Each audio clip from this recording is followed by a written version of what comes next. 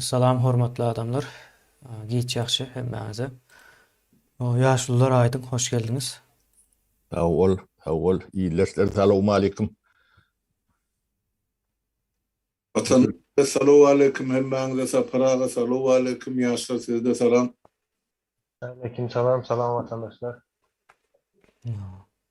Buyur Kemine. Bugün sapara hemişeki ýaly soralara jogap.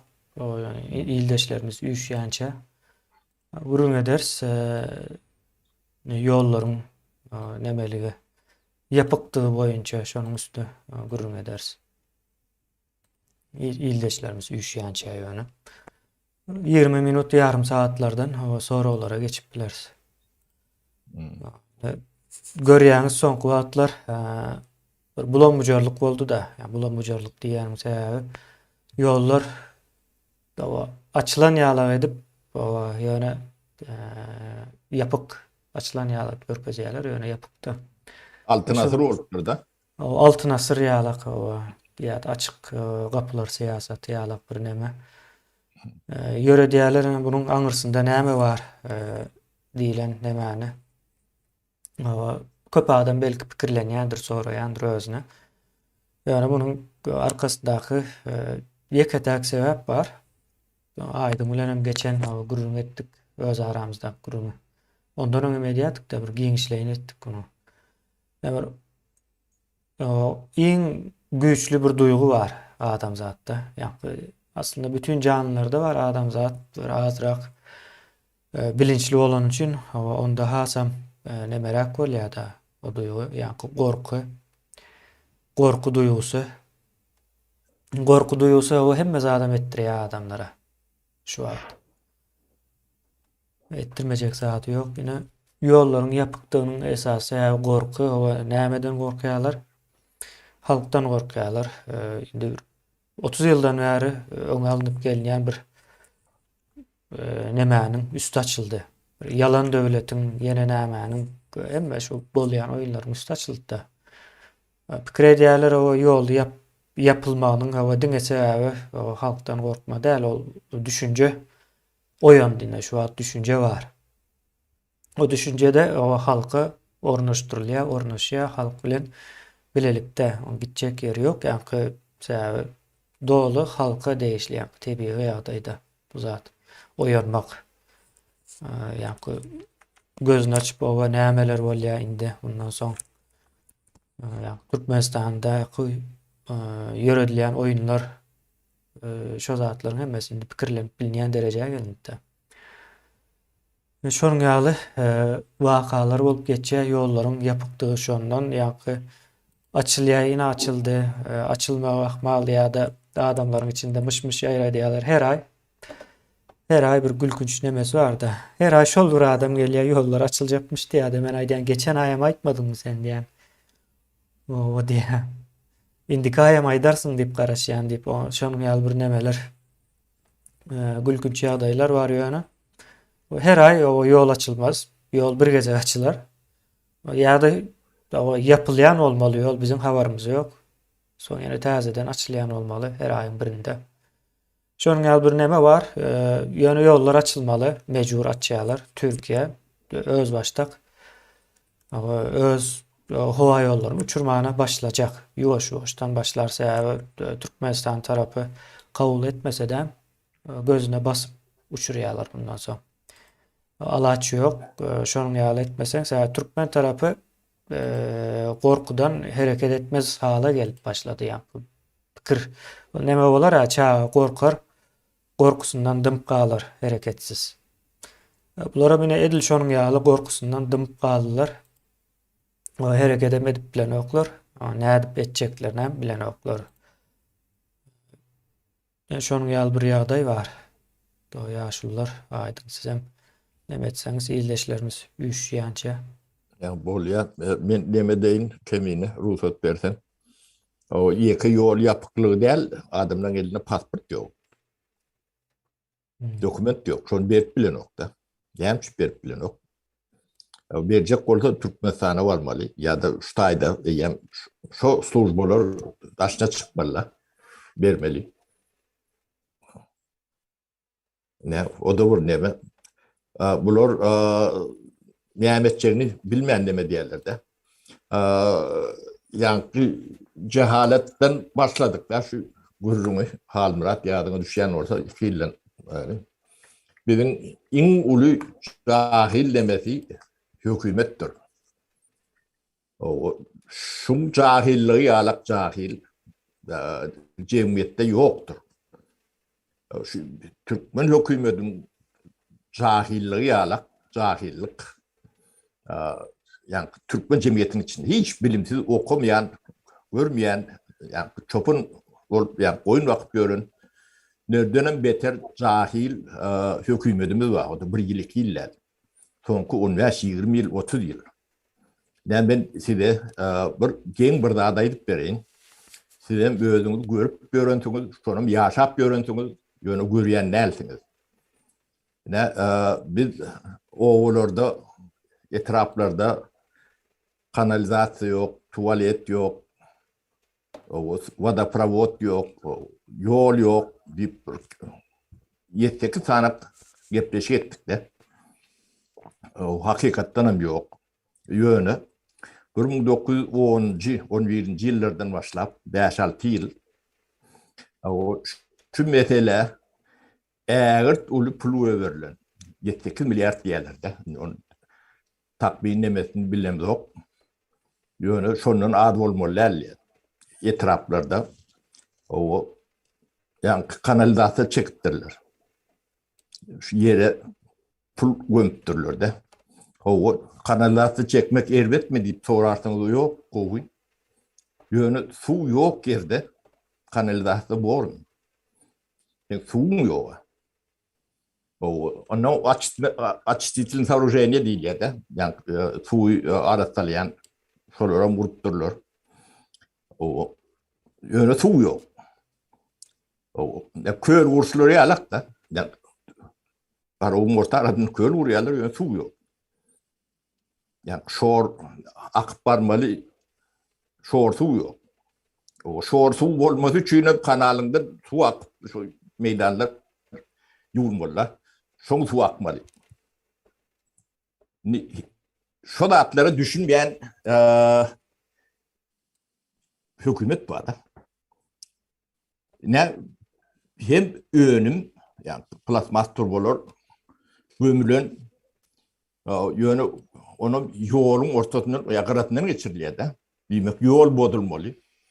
O şu bozuk yollar vardır. Şu atki ne seyrettik görün. O olumuzda. Böyle hem etraflarda şuraya kat kendime ettirirlerdi. O yani kuruluş bilen 5 kul olan adamlar milyonlap pul kazanırlar. 7-8 yıllar. O. Öyle şolun bir metre mi işlen yok diye de şu. Bir yerden bilmedim elpeşe kollu mu ya da kadın bakat kaldı mı ya da köyünü diyatıftan kalın pullar ellerine düştü mü onun çözünü yani çıra tutmadık bilem de yok da yönü şunlarla ureylik olun yine merkezi hükümet boronno şuraya yalakladın bor yanlarını böyle milyarlap yani ön avat köşeleri bir vaat ettiler de. İn ormanlı şu köçeğini öldürdüğünü ortalar diye de. Ne? Cehaletin. Bilmedim. Bunlar niye de o kaptırlar, niye de yetişiptirler. Hükümet değilen ve adi bunlar yalak hayvanlara inanmak bulur mu? Siz niye de yaşapıyorsunuz? O değerhanede oluyandır. Bir usluçu vardı. Bir kırıvan değerhanasında bir değerli vardı. Sormalı var ya. O baramızda boş baseyin vardı. Balık tutu atıyordu. Ben generalliğe ödü. Değerli de böyle. O balık tut. Geliyen mi dağıt mı deyip soruyordu. Tutulayan mı? Vanlı dağıt diyen golün. Görün yok mu diye. Su yok var diye. Ne bulun ne mesela şunlarla yani işe dişi, işe düşünçü Şolu reallik demedir pulgadan yan giden bir gatlagam vardı. Ödem turbolor, şu turbolor yere koyup men yönü şeyle koyuyordu da sen bir yani dünya bir ulokan diyan yetiren okta. O turban bir ulun biliydi. Şu turbolor yere gömülün. O bir litre su akta da şu tayık gitmeydi. Ödem köçelerin zayı. Ödem 5-6 milyar, 7 milyar mı bilen adım yok. Ne? İş etişlerim şurada alakta. Ne edir şu atkı pasport demesem şoňa men diye. Yol yapmasam şoňa men diye. Ne şulon potrosam bedir şonun alak. Halkam ukladıp durlar. Bu cahil. O cahilgam cahil. O sen susuz yerde balık tutanıyorduk. Bunu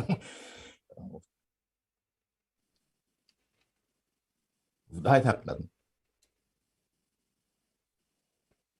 Ne? Şunu bir iş yani işe uğra adamlar bilen gururumlaşam dedi.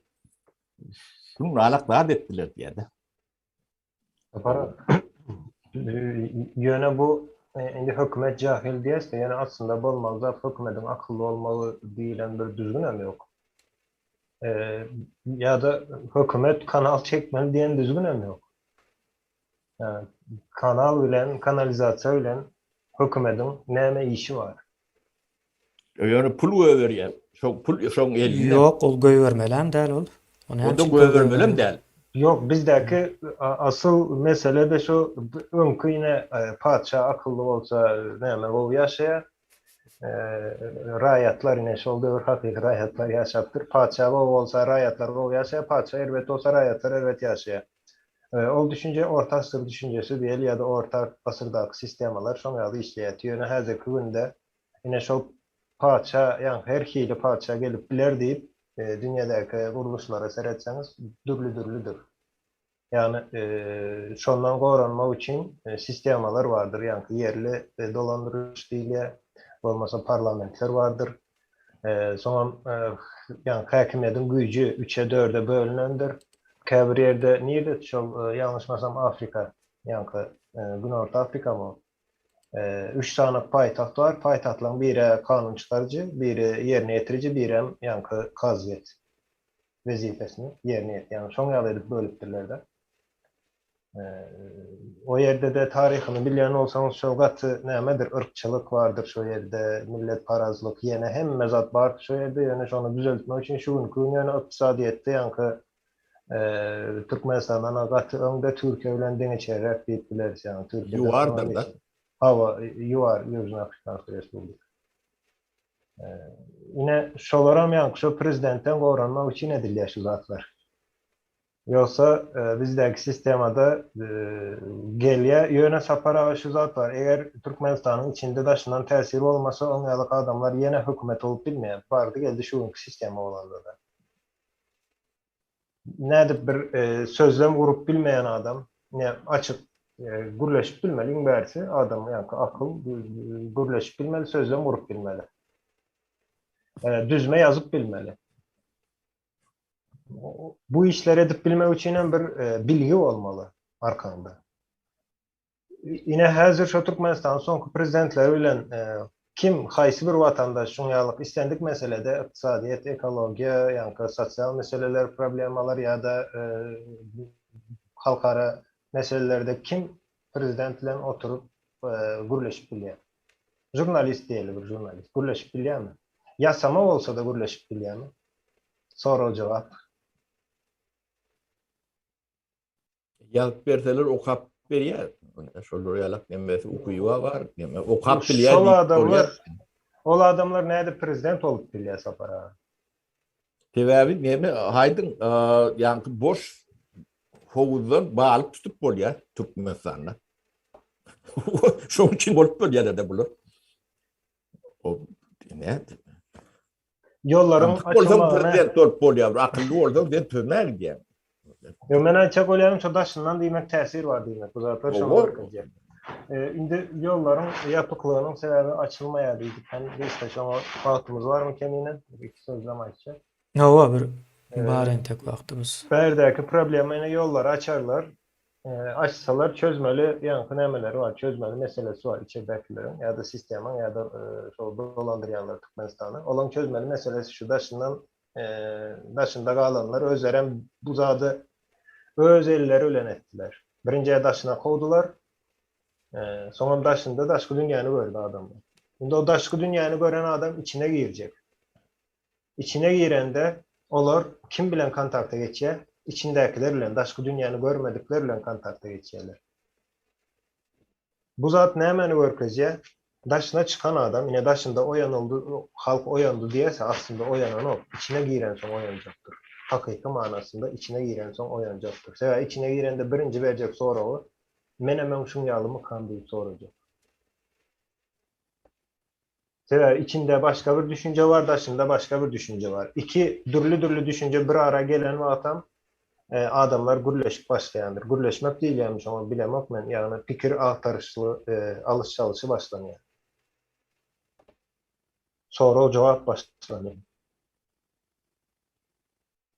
Bu adam isteme adamların gözünü açıp başlar. Sebebi hemişe doğru zadı bilip gitmek seni akıllı bir eden nokta. Sen hükman bir yanlışı görmesen sen hiç şey o doğruları ulanıvan bilmeyen, doğrulara düşünüven bilmeyen. Yine hazır daşındakiler hem doğru zatları görüyorlar. Şuların içine girende yanlış zatları görecektir ya da yanlış zatları onlara düşündürecektirler. Şol vaat olan özlerinin fikrinin ne derece büyütkendiklerinin farkına varıyorlar. Yani bir içerideki ölen daşardakinin karşısına çıkacak olan nemesi halkın esası oyanma nemesem şu yerde olacaktır diye fikir eden. Ve olarak sonra göreyendir deyip, hasaplayandır deyip bilen. Ve çözmeli meselesem ne şoldur. Sever hazır daşındakilarda şunu alarak neme var. Ay Türkmenistan içindekilerin bilye bu zatları yöne bilse de alacı yok diyorlar. Yöne içine giren son görecekler bilmeyen eken ya da yanlış bilyeler.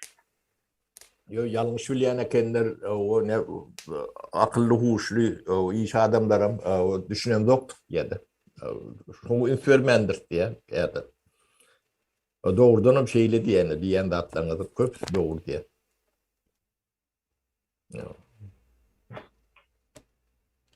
Sol zadı indi için daşındakiler içine girse hazır köptel ol 10 min adamda eyen belli diye de 10 min sanat daşındaki bizim çıkışlarımızı görmemiz gereken de ya da belki yani siyasi nemedeki çıkışları görmemiz gerek değil o adamların.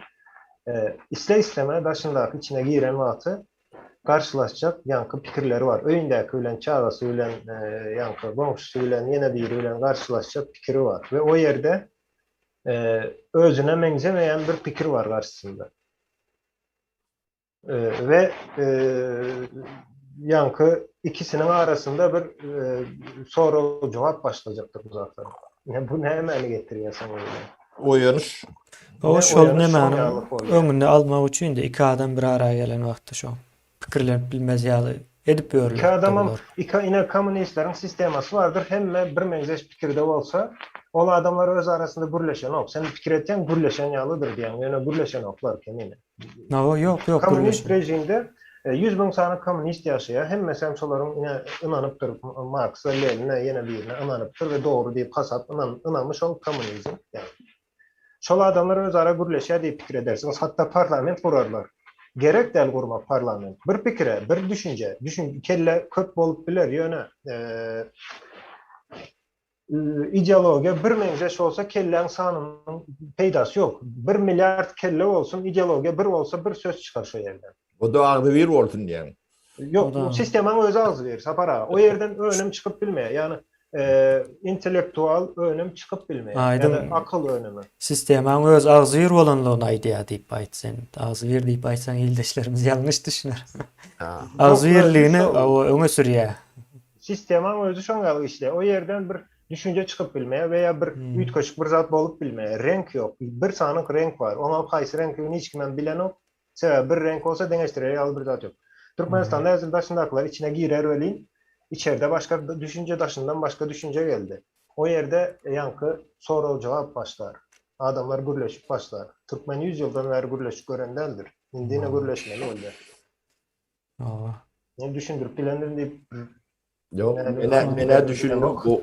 Ova yuvaş yuvaş aydın- nemeye aydın geçiver bilgiler. hele. Ova yeterli adam üşüştü. Yani 160 menem yaş. yok pikirmay dayanıştaydı. Ova aydın hamur adam. Ne vatandaşlar ilk bilen özüne şol yurda dolanmak barıdak ya yolların ne için yapıklığı barıdak sonra özünü bize vermeden olup ne için şol özleri yurttan çıkarılı ya çıktılar ya ne için şulatlar edildi diyen sonra o cevap tapılır onu ne için yolların şu yapıklığına da göz getirip bilecekler. Böyle sonra ters koyalı. Ne için yollar yap. Ne için siz yurttan çıkarılın. Başta şu sonra o cevap tap. İş olmalığı için. Ya maskalarını beklep bilmeniz için. Ya hükümetin baştan soğumukluğu zararlı için.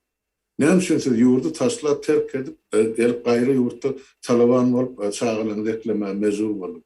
Şunun sebebi neydi ve kimdi? Nüsü sonra vatandaşlarına doğrudur cevap tapsa, demek yolların birinciden nemşin yapıklığına göz yetirir. İkinciden ne bir şey yollar açmaklığın, mümkünçülüğün bağlılığın, oylarların, taparların çözürler. Yani şunun halkça mesela çözmeye tayyardı. Onun olduğunu şol aeroportta olan yağdayı varkır. 3-4 saniye zenana öz hak hukukunu talep edip hükümetin bir vekiline yüzden akatlarına da onlarca belki yüzlerce erkek kişi doğru sesini çıkarmıyor. Son sahne denarları. Onları tapağı diyor. Özleri usta oluyor. Halk bakviydi bilen, devlet bakviydi bilen işleri yok. Namarçı olan, sağcı olan diyor. Şu öz baştağlığı başta bilen bir umumi millet ya devlet ya halk fikri yok. Son için şu dağınıklıktan, fikir dağınıklığından peydalan hükümet 30 yıllar halkını tayaklağı elbette, katı onu problemi de öğretti. Şu mahal sol pasportlarının ellerine yokluğu, vidalarının yokluğu. Esasen sol şunkun, yani Rusya Federasyasyonu ve Belarus'ta hem Türk'teki o kapların yaşlamını değişli oldu. Bunları inni Belarus akıllı bilen Orsiyettakiler elini hemen pasportu öçen ya geçen möhledi geçen pasport var. Demek şoň bilen bular hiç bir devlete viza alyp bilen hakdy. Dine Türkmenistan'a da ola kabul eden hakdy. Başga devletler çıkmada mümkinçiligi yok. Tek elindäki pasportyň möhredi geçer. Hiç bir onu hatta şol turist bürolaryň stamp koyup ola adamy uğradan hakly. Başga daşar devletler. Ne Türkiýede ýanky migrantlar siyasetini ana güýçlendirdi. Onu hemen görüp otursun, bilip otursun. Men o sünni de durjak. Yani çıkarlı neymedi? Ananı yaşlarım o tayda çok kötü. Orsiyetten, Belarus'tan yine can edip durur. Sizin hani yan keseyim haberinde berildi. Ne etmeli? Yani aydın katı bir doğru fikir aydıp geçti de. Eğer yurdundaşın akıl içine varsa yine şu tayda içine akıl otururlar daşının barırlar. İkisinin arasında kanı bir doğurmalıysın. Yine söz karşılığı da örecekti. Fikir karşılığı da örecek. Şaknışık da örecek gerek varsa. Yine şu tayda adalet yüze çıkar. Ondan sonra adamın önüne sonra verip başlar. 30 yıllar kime tabin varıptır ya kime kulak asıptır. Şeydip yuvaştan öz kalbından kulçuluğu çıkarıp adamlar ondan öz hak hukukuna eğilik etmese başkası bir adam 10 adamın diyeni bilen o yeterlik değil düşünüyor. Sen panı bir ayda otursa 2,5 yıllar ne etmeli, ne etmeli. Adımları düşünür vaydık verdi. Başlan şu konstitüsyonu okan ve hak hukuklarımız bilin. Ne adam okanır diyen şu hukukun için şu konstitüsyon. Halmıra da işlemeyen konstitüsyon yaptın dönem. Hiç formanı bilirdiler de şu tayda ne hak hukuklarının bağırlığını. İşlemeyen neme bilenden hemen. Bilmekliğim hareketin başlangıcı var tapara. Adam hareket edip başladı. Yani ben şunu bilýän, şu kanun, şu madde, men hakkım hukuk. Ne için olar şunu üpçün eden abi? Bilen de sonra. Ben sonra aydın. Böyle oturdum. Ova birinci soru geçýär sonda. İnternet meselesi boýunça cevaplarym gysga tutsak, Bu interneti peseldiýänleriň, peseldiýänleriň diye hasabyny kimden soramaly? Häzirki döwürde güýçli işleýän internet hökman bolaýmaly. Ve täze Türkmenistanda internet barada kanun, konstitusiýa yer alarmy diye. Konstitusiýada bu zatlary internet yer almaýar.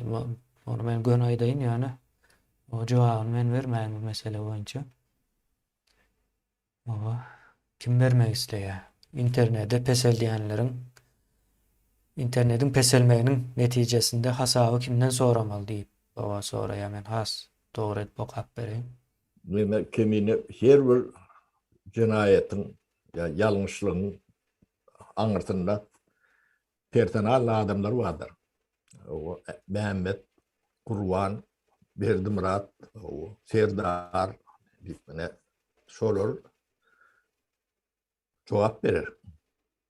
O her bir yeki internetin beyleki nemelerini cinayetlerin yanlışlıkların göğürlün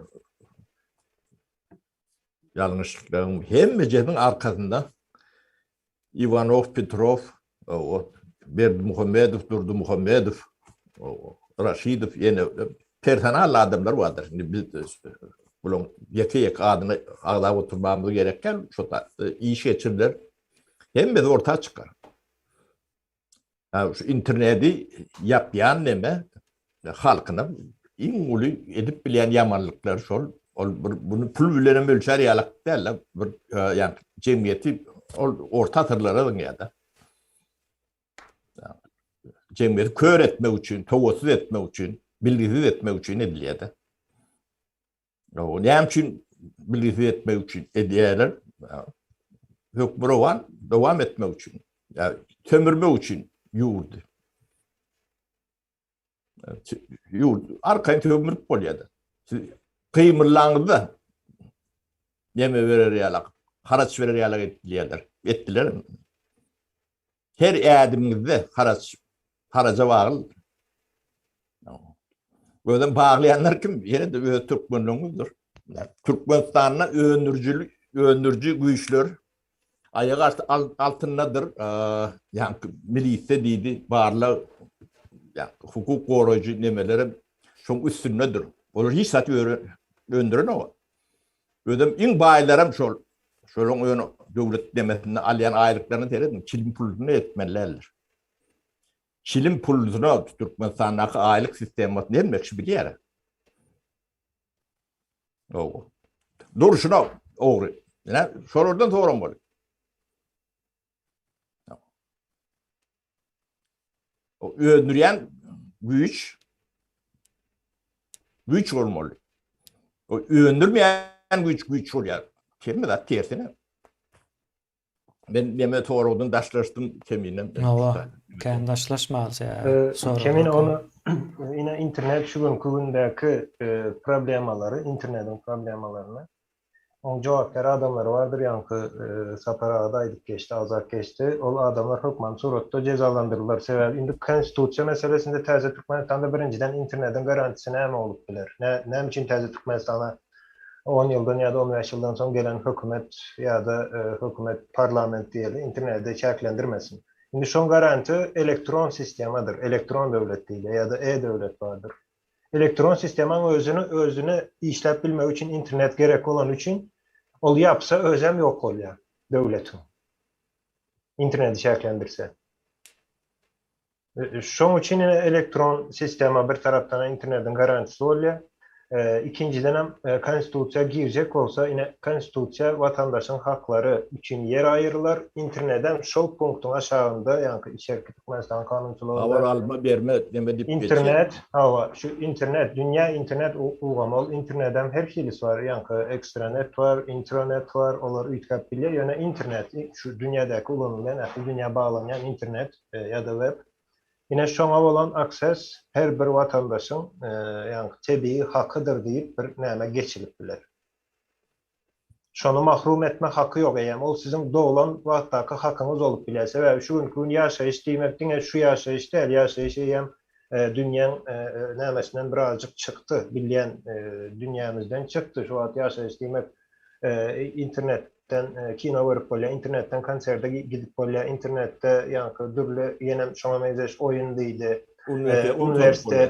üniversitet diýdi, dürli kärler üçin sapaklar var veya iş dünyasında yine satışlar vardır. İnternetten satış hiç bile firma yok, näme yok. Bir sana küçük ofiste oturup günlük milyonlarca önüm satıp bilýän iş yerleri var. Ve olan yani şolan dolanışıkdaky pulu milyard dollary geçýär. Yani Amazon'u göz önüne getirip koyun. Bu zat haktır. Önkälik dünya yok. O konstitusiyada hökman suratda giräýmeli. Yaşayış demek şu mümkün. Dine bizim bilýän, iyi biçen ya da ayağımız basıp gezip gören yerimiz yaşayış olmaktan has ulaldı şu an. Hem elektron tarafına da geçti. Yani aydın ne bağlar iqtisadiyyatına geçilse bunu hükümet etmesi yok bana del şahsi biznes bunu ediyor. Hükümet bu zatlar ne için ediyor? Şunu düşünemem ben. Bu yani öňünü yapmak için demek öğrenokda. Şu kontrollü taklamak için ediyor. Bağlar iqtisadiyyatına işte internetten getirerler. Hükümet kanun çıkaranok. Men şonu düşünemem ben.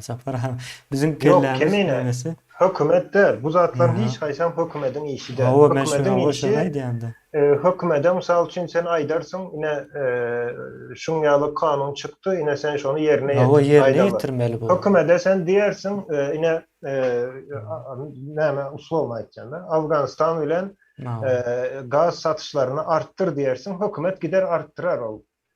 Ya da hükümete misal için Türkmenistan'ın içindeki yollar vardır. Yani yolları remont et diyersin. Yine şol iş bilen olan öz remont edeni ok. Yani näme tapar, remont eden firmalar tapar, yörite nämesi vardır. Haysına vermeli olsa son içinden satılıp iyine berer. Olan elbette tertip düzeni kanunu vardır o işlerine. Yine şoňalyk iş eder hükümet. Indi kan uzatman soň näme geçip biler Salmurada siz bir zat aytmakçı olsanız. Ses yapıp golaýmasa Salmurada. Kısaca gaýdaýyn. Hakykatdan şol ýan aýt bellek geçdiňiz de.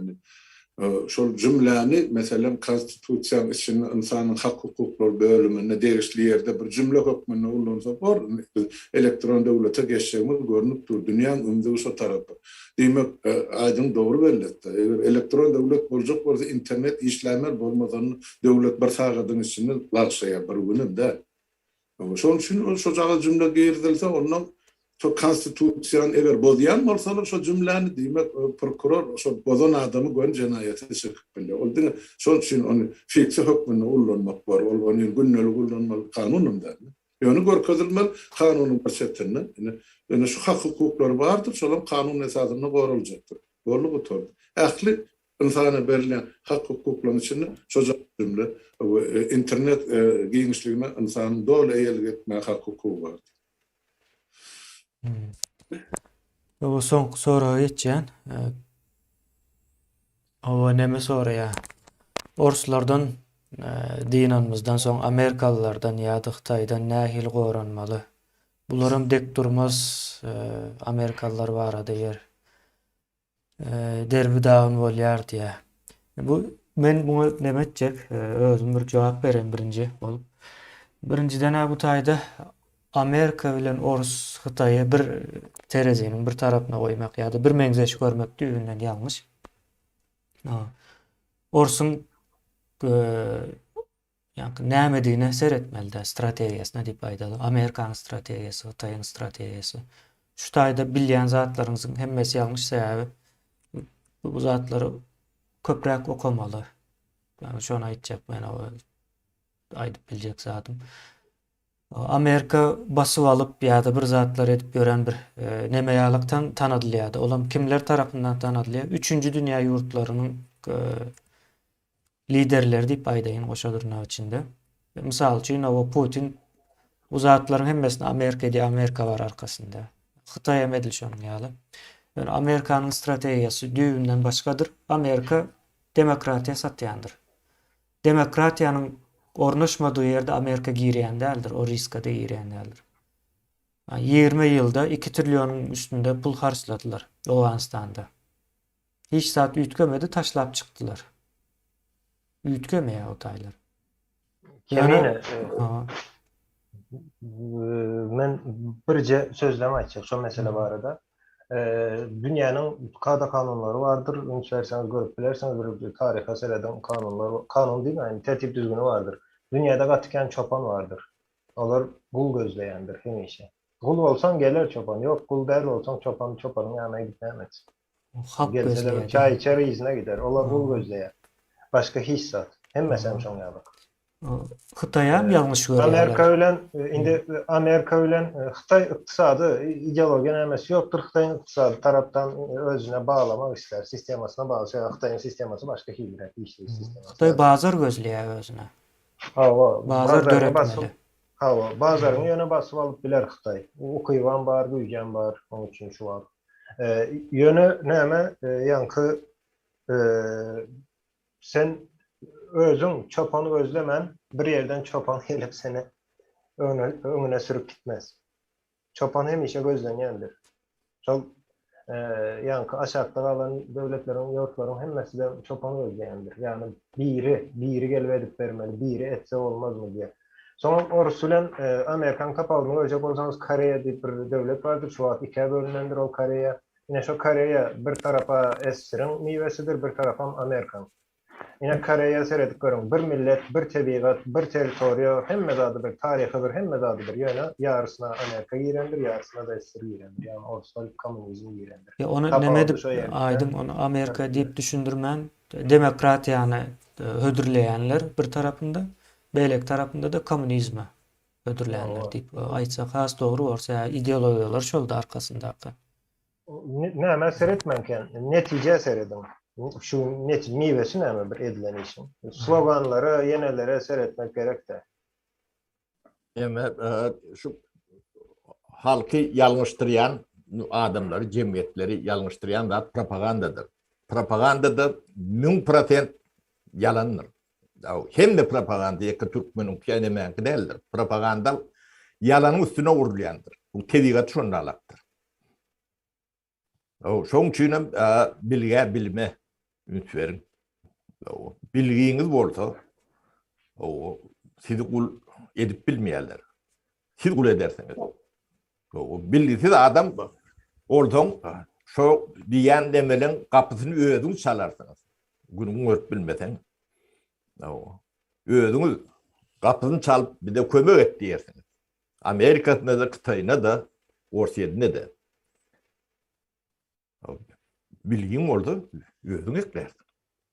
Şu ine ýöne bir zat var, bilgi meselesine gatlyw diýildi. Ine misal üçin islendik bir watandaş şu seretýänler. Siz eger aýdaly kompýuter ýasap bilýän bolsaňyz, pahta sereder misiniz? Ya mal bakar mısınız? Bakmazsınız. Indi gözüňe etim Türkmenistan ağlawa köpüsü şoň ýalyk ýanky intellektual sferada işlese, beýleki işler etmek üçin öýüň süpürdinden başla restorandaky ofisantyňa bir edip bermeli. Sebäp türkmenlerin hemmesi aýdaly ýokary teknologiýa öndürmäne başlasa. Onun için size gul gerek olur. Sondaşından bir yerden gul getirip işletmeli olursunuz. Niye? Şu an Türkmen üniversitelerinin, institutlarının, akademiyalarının çıkarıyan spesialistleri yine Türkiye'de, Orsiýetde, hizmetkar, garson, ne şu derecede bilim nemesi var da bizde. Çopan mal bakıp görýär. Malı da yaran yok. Yankı malı aňyrdan gelýän adamlar bakıp bilýär. Bular mal bakmadan hem çıkan bilimsizden erwet ýatdydy da. Şu derecede neme. Umuman hamrada goşsun soňky nemelere geçelim. Ya kemin aydık geçti esasy men aýtjak-atlym ýöne üstüne goşmaly dat bar bärde. Şu ýan soraw beren watandaşymyza diýjek bolýan adam. Ene meselem Rus imperiýasy 140 ýyldan gowrak wagt bärine Türkmenistanyň üstüne otyrdy. Balyny malkydy botyr, ol resurslar, ýerasy resurslar, insan resurslary, onu gyrdy tüketdi, dagyny etdi. Ýöne Amerika näme diýen etdi bize Ýewropa birleşigi ýa-da Ýewropa döwletleri. Näme diýen etdi Türkmenistan anyk aýdyp bersin, öz kellesini öz deňeşdirsin, ine şonu hakikat yüze çıkar. Ol ýöne Hawaii ana Amerika taýda edipdir, Ýewrosaýy taýda beýdipdir. Türkmenistany näme diýen etdi şu? Men görenmek şolun eden ziyan anyk bize, bizim döwletimizde. Ziyanı halmıra da olar kän östü. Şu ziyanı şol esasında. Kän akıllı. Biz ösümüz ne için ösüyor olar? Bizim hem şonlara göwripçiligimiz var. Ondan kömsüp var Türkmenler. Bizim göwnümde yaramayan zat erbet bolmaly. Bu morza erbet bol. O da cehaletin bir nemeti. Sütülörünün biri. Neme de ýa-ni Ýewropa Birleşigine girme üçin kandidat neme bolýarlar, ýurt bolýarlar. 5 ýyl, 6 ýyl, 10 ýyl garaşýarlar girme üçin. Türkiýe girip bilmedi, näçe ýyl garaşdylar. Gatken 20 ýyldan bir neme boldumy kandiýana? Yok, 50-näçinji ýyllar. 50-näçinji ýyllardan bäri. O 50 ýyl. 50 ýyl, hatta 60 ýyl. 60 ýyl kandidat boldular. Ýewropa girme üçin girip bilmediler. Näme üçin? Sen ýurduňa demokratik sistemany dolu gurnamasaň, alan oklar sen içine. Almaýarlar.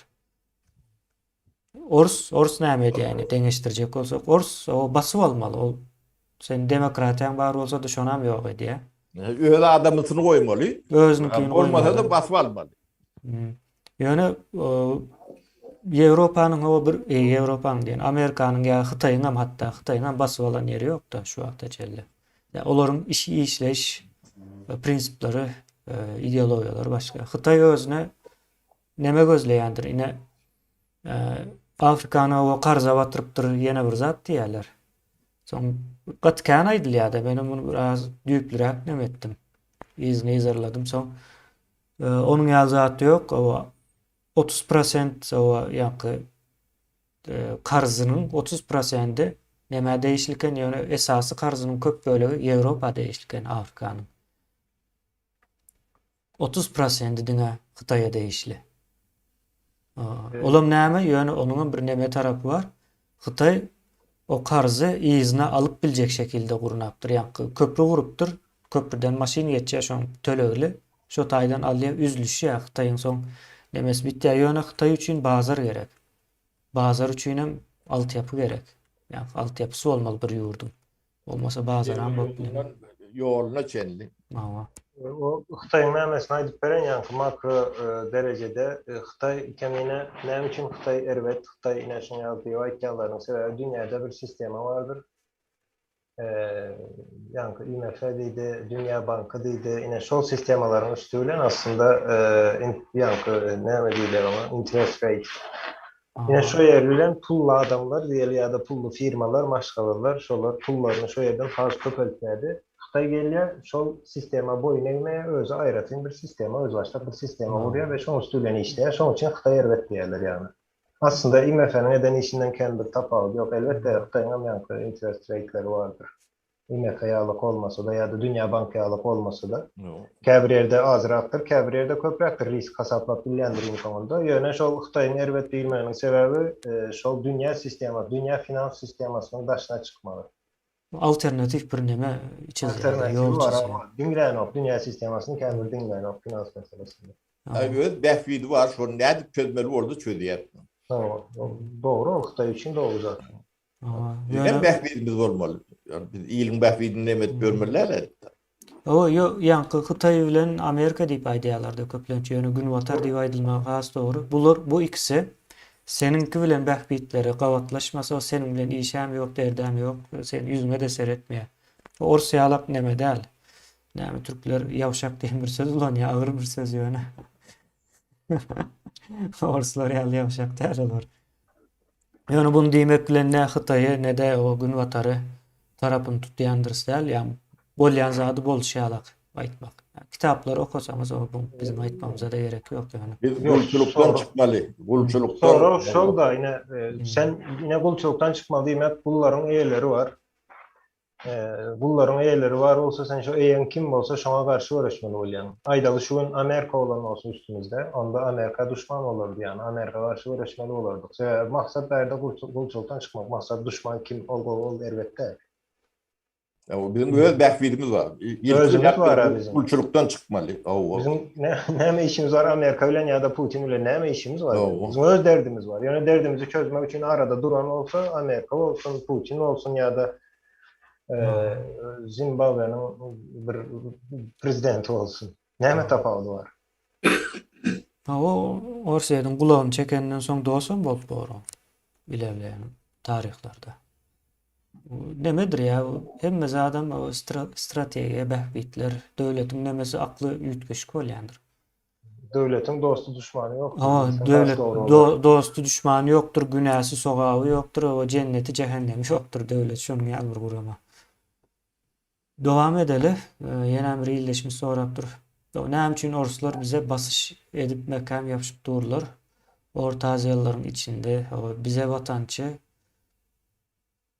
potensialimiz güýçli bolan üçinmi ýa-da baýlygymyz köp bolan üçinmi diýe.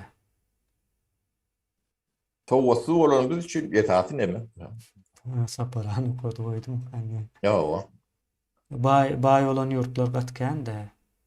Hem baýlygyň var hem towasy o. Ende iş tat gelen ok. O neftiňe man tat neft çykarýar. Bizim öz tatlamyzdan ýeterli ýa-da.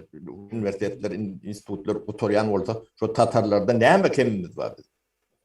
Bizim içerim yurdum içinde de tatarkan. O. Yok Hökman sorapda şu daşında olmalı da. O başkaça cevap verecek var mı içinizde? Sapara kıyıslı Son cevap verdi. Türkmen'de näme de vardır. Kemine Türkmen yankı şuat yani Oruslara has köprek azar verendir o hattında. O Türkmen'den gatı ağır yara görendir Orus. Şoň üçin şol döwür şu Göktepe'de berilen Orus'un sözü var. Bular hiç açan millet olup olmalı değil diye de Türkmen. Türkmen milleti olmalı değil diye. Bunu yoğutma üçin teriye batırdılar. Gatı bakım demetdiler. İnçe yerini gatı oğulyan kendiler. Sovet zamanası döwründe de ýangy şol Türkmenistanyna kalko savhoza bolup başlanan döwrü Türkmenin elinden ilkinji nowat atyny alanlar. Kılıcını alırlar ya doğulu duran beşatları orada şonu yığınırlar. Bunun bir erkek millet edip koydular da erkeğini. Ne? Şoň neticesinde de enne kölögesinden tüskenip bir Türkmen mi? Ondan sonra Orsiýadam 140 ýyllap ene Türkmenin baýlygyny multununa mardan daşap oty. Soňky 30 ýylyny biz aýdyp otyr. Her ýapysyny. Näçalýa niräki diýe. Ýoksa biz Amerika diýse baý döwlet näme? Türkmen şolardan kem ýaşamalar, baýlygyny gözüňde tutsak, ýa millet sanyny hasap alsa. Ýöne de şol kördähiligiň netijesinde, ilmsizligiň netijesinde halkymyz ul derejesinde ulan batylar baýlygyny gözüniň öňünden alyp gidýärler. Näme halmrada benim goşoyun näme bizim baýlygymyz beýnimizdir. Näme şu içinde o ma o nevit o näçe bolanda da şuň içinde bir zat bolmasa özüňe düşmandyr. Bolan da adyna. O baýlyk akyldyr. Bilgidir. Türkmen şoňa ýa Prowaşdan ters düşünýär-de. Dördüncü yer, 20. yer. Birinci yer bolanda näme beyin bolmasa sen öňünden betbagt bolarsyň. O soğuzda bağlık tutarsyň. Akylyň şonu alak bolsa, gaat çıkıp dur ondan näme. Akıl Türkmen akla ne değer berýär? Neme berýär? Ornun bereni yok da. Yani cemiyetiň içinde de aklı orun yoktur. Ne tereddüt görün oturyan turuşyan yerlerinde. O akıldırak bir bağ oldu. Şöyle kırakladım. Nemet belirler. Düşmanı Amerika'dan, Kıtay'dan, Orset'ten ödülük görmem. İçinde oturduk dururlar. Kuvvet.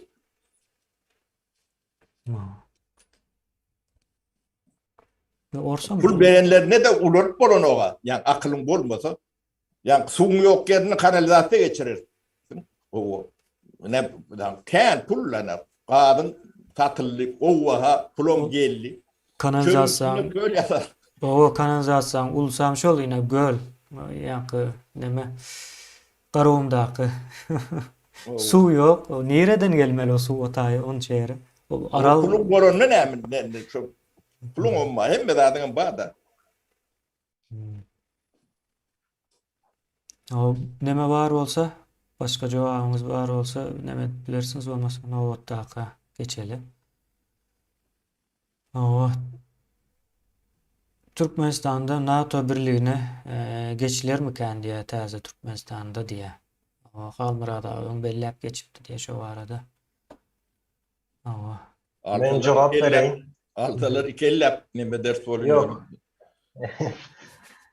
Ben cevap vereyim. Yine NATO girmek o arada zaten o sonra oluştur. NATO girmek ya da aydalı Avrupa Birliği'ne ya da bir birlik olsa sonra girmek o arada. Yine berde halkın iradesi olmalı. Onyalık meseleleri bir parlamentin eline nemesine koymak mümkünce yanlış olur. Mukadiyen birinciden bizde şunu yeterli derecede analiz edip bilyen bir cemiyet göremeli. Ne şolaram karar vermeli. Neme girecek olsa. Öz ihtiyarlık demek şol demektir. Yani sonra berenin özü neme isteye. Girsek kovulma ervetme. Yani öz için her kim cevap vermeli. Yine şon yalı edilmem girilmeli şol birliklere. Ya da çıkılmalısından çıkılmalı. Halkın iradesi. Aydın halkın iradesi bolup biler olun bulurum Almanın bilyeler de. Ama sen giyme istersin yani NATO almazsa olamam öz isteyen yani kriteryaları var. Onu üçün etmek katı kıyındır. yankı neme ýaly däldir ol. Men gozganda onu maksat hökmüne, gelecek hökmüne orta atılan pikir bolup. Ama gorağı Ne hilem bolsa bir ýolary üstü bilen öz gorawmy, döwletimiň gorawny üçün etmeli. Daş töwregimizde bolup geçen wakalary ya goňşulary gödämeli. Bolsa paraýan aýtdy, kabul ederlermi, bizi etmezlermi bol 3-nji ya 5-nji mesele. Aýdyň hem aýdyp geçdi. Onu bir adam ya ine biziň meclisimiz çadana onu halka referanduma çıkarmalı. Ama şolar ýaly referendumda jogap bermäge taýýar halkymyz barmy? Düşünjesi yeterli mi? Ýokmy? Bu taýda harbularyň gatnaşmagy gerek. Olan öz bir konsilyumy gerek. Olan bir öz berjek netijesi ýazak kulşeýneti gerek bol. Bu zatlar proses. Ýöne biz şoňa bir özüňi şu tarafa diýip aýtmagy bizde mümkinçilik bar. Şonu diýip Cemiyetçilik pikirini döretmek için aydılıyor zatlar. Cemiyette şu pikir döretin, o düşünce döretin. O özümüzdeki ağlaca, muğlaca, koşunluğun, o paratda, kurbanlığın önünü tantoynap verin, eserle bilen yuh saklatmaya vatandaşlar. Soňam ýene bir zat bar. Parat diýdiňiz. Şu haýsy ýurtda parat geçirilýän olsa şonuň goşuny ýok eken aslında. Ben Amerikanyň parat geçirip berenini görmedim ya da Ýewropada bir ýurdum. Türkiýede de geçirip beren oklarda parat. Ullakan goşuny var. NATO'nun içinde parat ikinci geçe 2 sanat samolyotu vardır. O samolotlarım o gadyma samolot muzey için bolmayan samolotlar bilen bir näme simbol görnüşinde 2-3 samolot. Yani atım bombany parada çıkaryan näme yok. O şalaňly bir parat, yani Taliban'ım o gelen wagtda diňe parat geçirýärdi 2-3 aýlap. O Taliban O- ortaya hem mecezi bir nemeden neme opya bunu. Peňi. Yo o yaraglaran bir üýtgeçik yaragym däl, o Amerikanyň taşlandy nemede derde yaramajak yaraglaryny goýup gitdiler de yaragam diýip aýdyp bolmaýar ona. 3-4 aýdan soň servis näme edip bilmeýärdi olar. Şonuň ýaly dowam etjek. Şol soňky bolan wakalar bizim planlarymyza ziyan bolarmy diýe, ýani Türkiýeň wizaly bolmagy, kimlik ýok adamlarda diýe yurtdan çıkarılmagy. Onun ziyanı bizim planlarımız näme ka ziyan verer ýaly. Bizim hep lokal planımız yok. Näme planımız var? Kanbrada. Yo bize peýda beräýmese ýankı yani bizim planımız diýende bir plan nememize ýok da onun ýaly bir gizli. Bizim planımızda şular näme size peýda berýär. Yani Yok yerden plan çizip beriyor bize. buğdayın başı oluyor ya başı. Onun elin oyunda şey hareket eden de yani götüğünü böyle yalak içine gidiyor da. Ama Ne bizim planımız şunun alak. Şular hareket etti oluyor şu Mehmet ne giriyor da. Ne şunun alak düşündürüyorum ben. Saparam katı oldu düşündürdünüz mü? Oo. Geçivermeli mi kendi yani? Sonra var mı aytacağınız? Yani Türkiye'deki sonki nemeler göç boyunca kanunlar tesirini sonra ya. Onu siz ikiniz aydaymasanız kemine aydın şu devlette oturursunuz, günlük derlat dursunuz da Türkiye'deki vakalar. Yok, Siz Türkiye'deki hava halmırada Oyunun bol da dinlemek eminle. aslında Türkiye göz yumyadı köp yıldan Oo. beri 5-6 yıldan beri göz yumyadı. Bu bolmalısına geldi. Hatta 2020 yılda Türkiye bolmalısı yağlak düzgüne gelmeli de son pandemi oldu. Yollar yapıldı. Yeni näme oldu. Son azırak bir üç köşüklük ettiler. Ona 6 ay son kararını aldılar. 20. yılın sonuna doğru. Ondan sonra yine uzattılar. Şimdi şu an o düýpli uzadım. O öňüni yapacak bolýarlar. Ya bolmalsa hem şol. Ya bolmalsa ýaly işläp başlaýar. O şu karar o öyle dinle Türkmenler için edilen. O Galan milletler için hiçbir ziyanı yok. ziyanım yok, peydatım yok. Onu tehir emedin o. Näme üçin diýip sorasaňyz ol ýa-ni Awganistandan, Pakistandan gelenler pasportlary ýok olaryň. Barur gerek däl ol ýa-ni kimlik kart ýa-da ýene pasport meselesi. Dokument iş bilen bularyň işi ýok. Ýene de o bolan o türkmene boldy. Kynlaşan zatlar aýdyp bereýin. Bu taýda türkmenler öý tutup bilmeýär, täze öýe göçüp bilmeýär. Ýa-da öý eýesi arkaýynlyk bilen o çykaryp bilýär. Mesela elinde dokumenti ýok, uzatyp bilmeýär ýene näme. Her türlü bahana bolup bilirse Türkiýede öýüň bahalary artýar, şol bahana kanaatlandyryp bilmeseler öý eýesine. Şu baha boýunça. Ha hukuksuz oluyor da. Haksız hukuk. Aslında o ulu ziyanı bu taýda o türkmenlere oldu soňky bolan wakalaryň aýdyp bilersiz. Ya ziyanı türkmenlere boldu ýöne. O eğer şol bizim koşadyryň içinde bizim planımız şol bolsa o gowy. Emin onun ziyanı mümkünce yankı yuridik taraftan ziyanı da. Ha. Yani yuridik meselelere başvurup giren Türkmen'e mene göre mi? Yani hak hukuku Ýöne nerede? bir neme berdi aýdym. Ýa-ni şo kanunlar çykandan soň pasportunu uzatmak üçin ýa ýene beýlek zatlaryny almak üçin gidenleriň sany köpeldi birden. Birden artdy. O geçici. Yok ol edýärler sebebi Türkmenistan'da şuňalyk bir düşünce var. Mysal üçin şol dokument olmasa ýaşamak kyn bolar diye. Ýöne şol dokument bolanda da o dokumenti ulanýan türkmen gaty az. Gaty az. O dokument sana käbir hak hukuklary berýändir. Gora üçin edýändir. Ýöne hiç kim şondan peýdalanan olar. Kim mysal üçin öý eýesi ýaňky arendan puluny artdyran wagty adwokata gitdiňiz, soradyňyz, etmeli däl diýip gördüňiz hiç kim. Hak hukuk Türkmenistanda da öwredilmedi hiç kime. Bäre çykan soň o eline dokument berilenler sen hak hukukyny talap eden ama dokumenti şol alýa, bir ýyldan soň täzeletýär, bir ýyldan soň täze şoň peýdalaryny kim ulandy diýip sorasaň hiç kim ulanmady.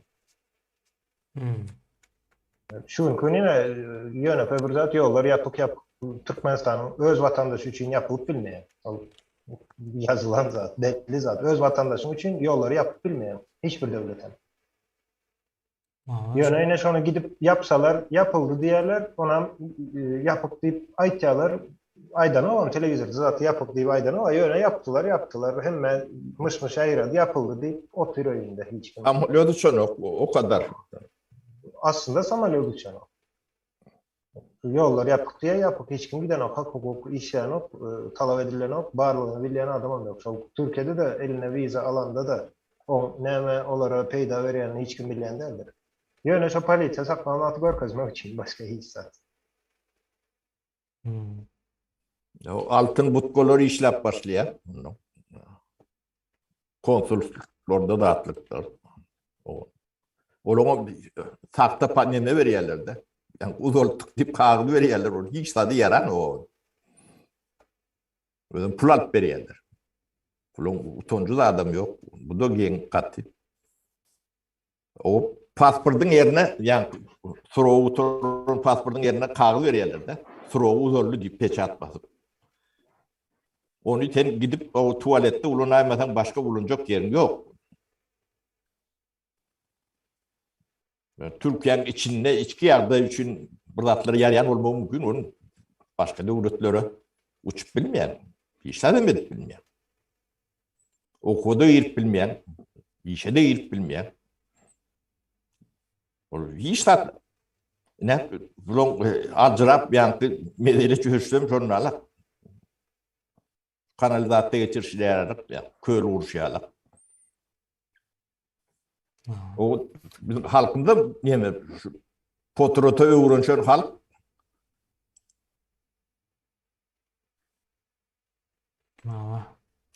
Devam edelim. Bir ildeşimiz soraptır. Täzerek koşuldum kan diye. Siz halkın arasında bir konsensus gözleýäňizmi diýip soraptır. Biz öňe yani konsensus demek oy birligi, pikir birligi ýa-da birleşmek, agzy bir bolmak nemesine aýlanyp gelýär. Onu konsensus edip sorasaň bir üýtgän zat ýok. Soňra ýene bir zat var. Ama halkın oy birligi ol eýem düýp götür başga bir zat bolýar. Biz zordan bir yalan bir zaty pikirlendirjek bolamjak. Şu an Hemen hemme kim daşına göçüp çıkıptır ýa-da bir şekilde çıkıptır. 2 milyon adam daşında. Bunun üçin bir konsensus gözlemäne bir neme ýok. Hemme kim düşünmeli mi kendi yani öz-özünden.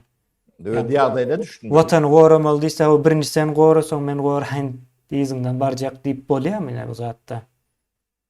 Edil şonuň ýaly o hemme kim daşında. Ýollaram ýapyk, näme ýapyk, näme üçin ýapyk diýip soramakda konsensus gözlenirmi? Men pikirimçe ýok. konsensus başta gözlep gördük. Yöne.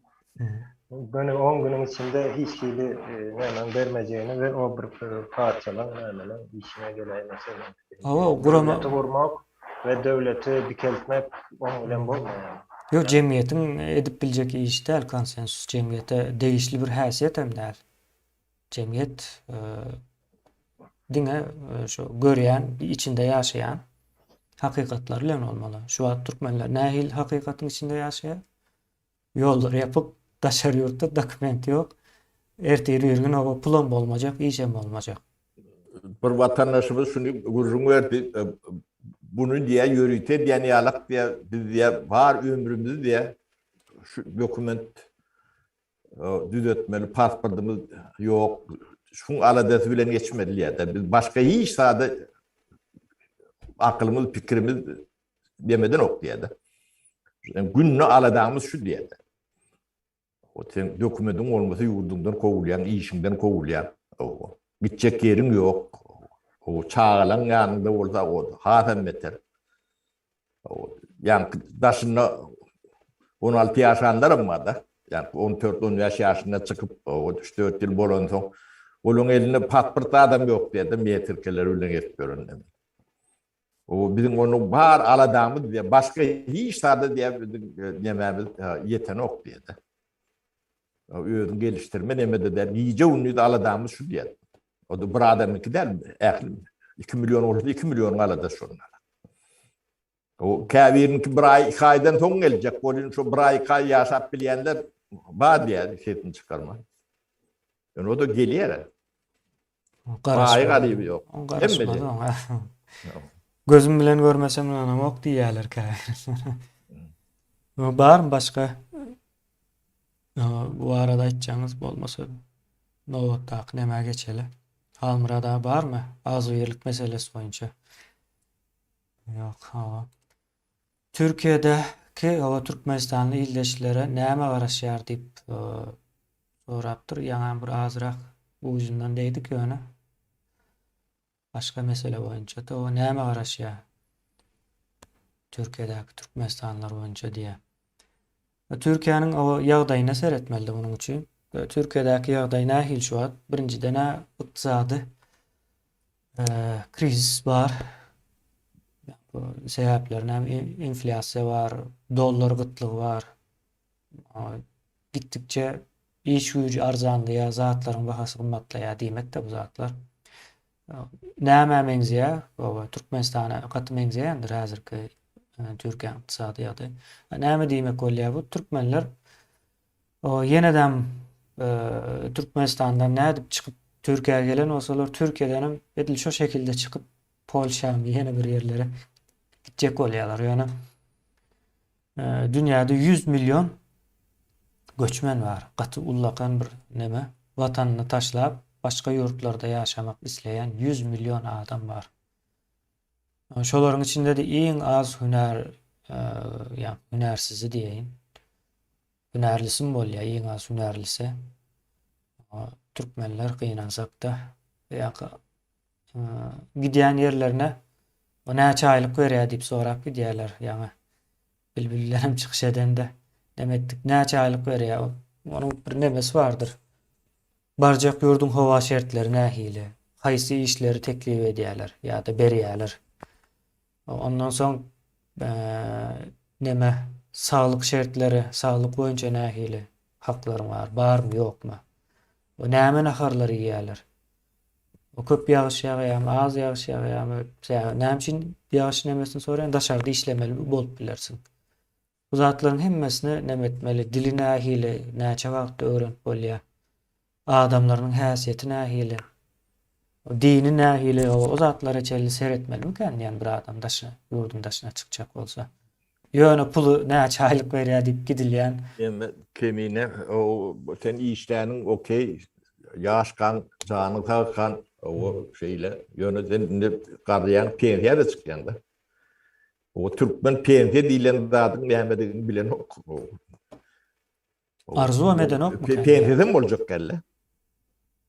O bunu bermeliler meýdan ok.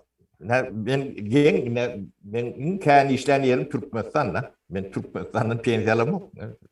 İn adi işleyen yerim Şüvet'tir. Şulon pensiyasından yani. Bunlar vermeliler mi ödün okulda? Başka devletlerde işleyen yerlerinden hem becerinden beri yerler mi? Türkmenistan veren o. Ne? Bunun pensiyayla ne bir işi yok. Paralar. O.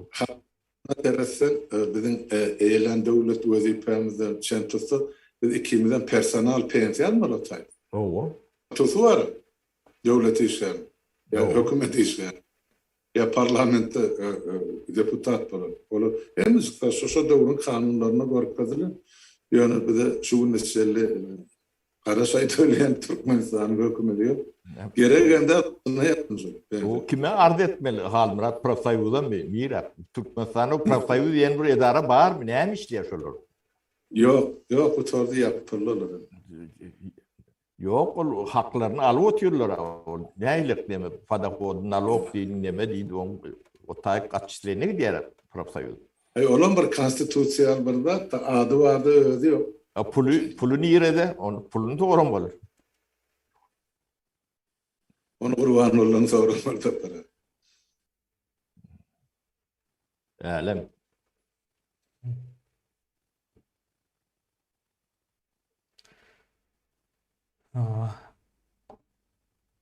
İldeşler o soralarımızı verirsiniz. Bizem yavaş-yavaştan geliriz.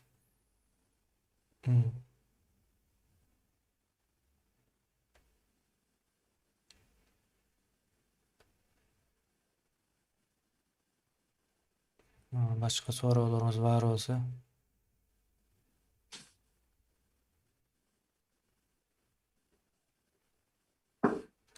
Yine bir soru yalak. Yollar açılsa da yani aydın aslında gururun verip geçti bunu belki son koşulan olma mümkün ya da dinlemedik olma mümkün. O yollar açılsa näme zat üýtgermen pikrimçe hiç zat üýtgemez diye. Ya Türkmenin bir pikirlenişi nemesi var da. Men fikrimçe diýip başlaýar. O neme diye bir zat o aydılsa yok diye şo bolanok diye. Onu men hazır sorasam näme üçin hiç zat üýtgemez diýip sorasam hazır. Kızıklanýan nähil jogap bererkä. Biz näme üçin üýtgejekdigini aýtdy bunu. Yani bir geze hem aýdymyz ok. Ýa-ki yeri geldiğinden aýdylyp durdy. Yollar açılsın da hiç zat olmayan olsa da açılsın. Bizim açılmanı isleyese. Yani köp vakitten beri. Yok bular neme diyen yerlerine yolları açıptırlar. Yani Germanya bir hepde bir tane reis katnap dur. Şotayda ne ilin çalanları, biznesleri, nemeleri var bol.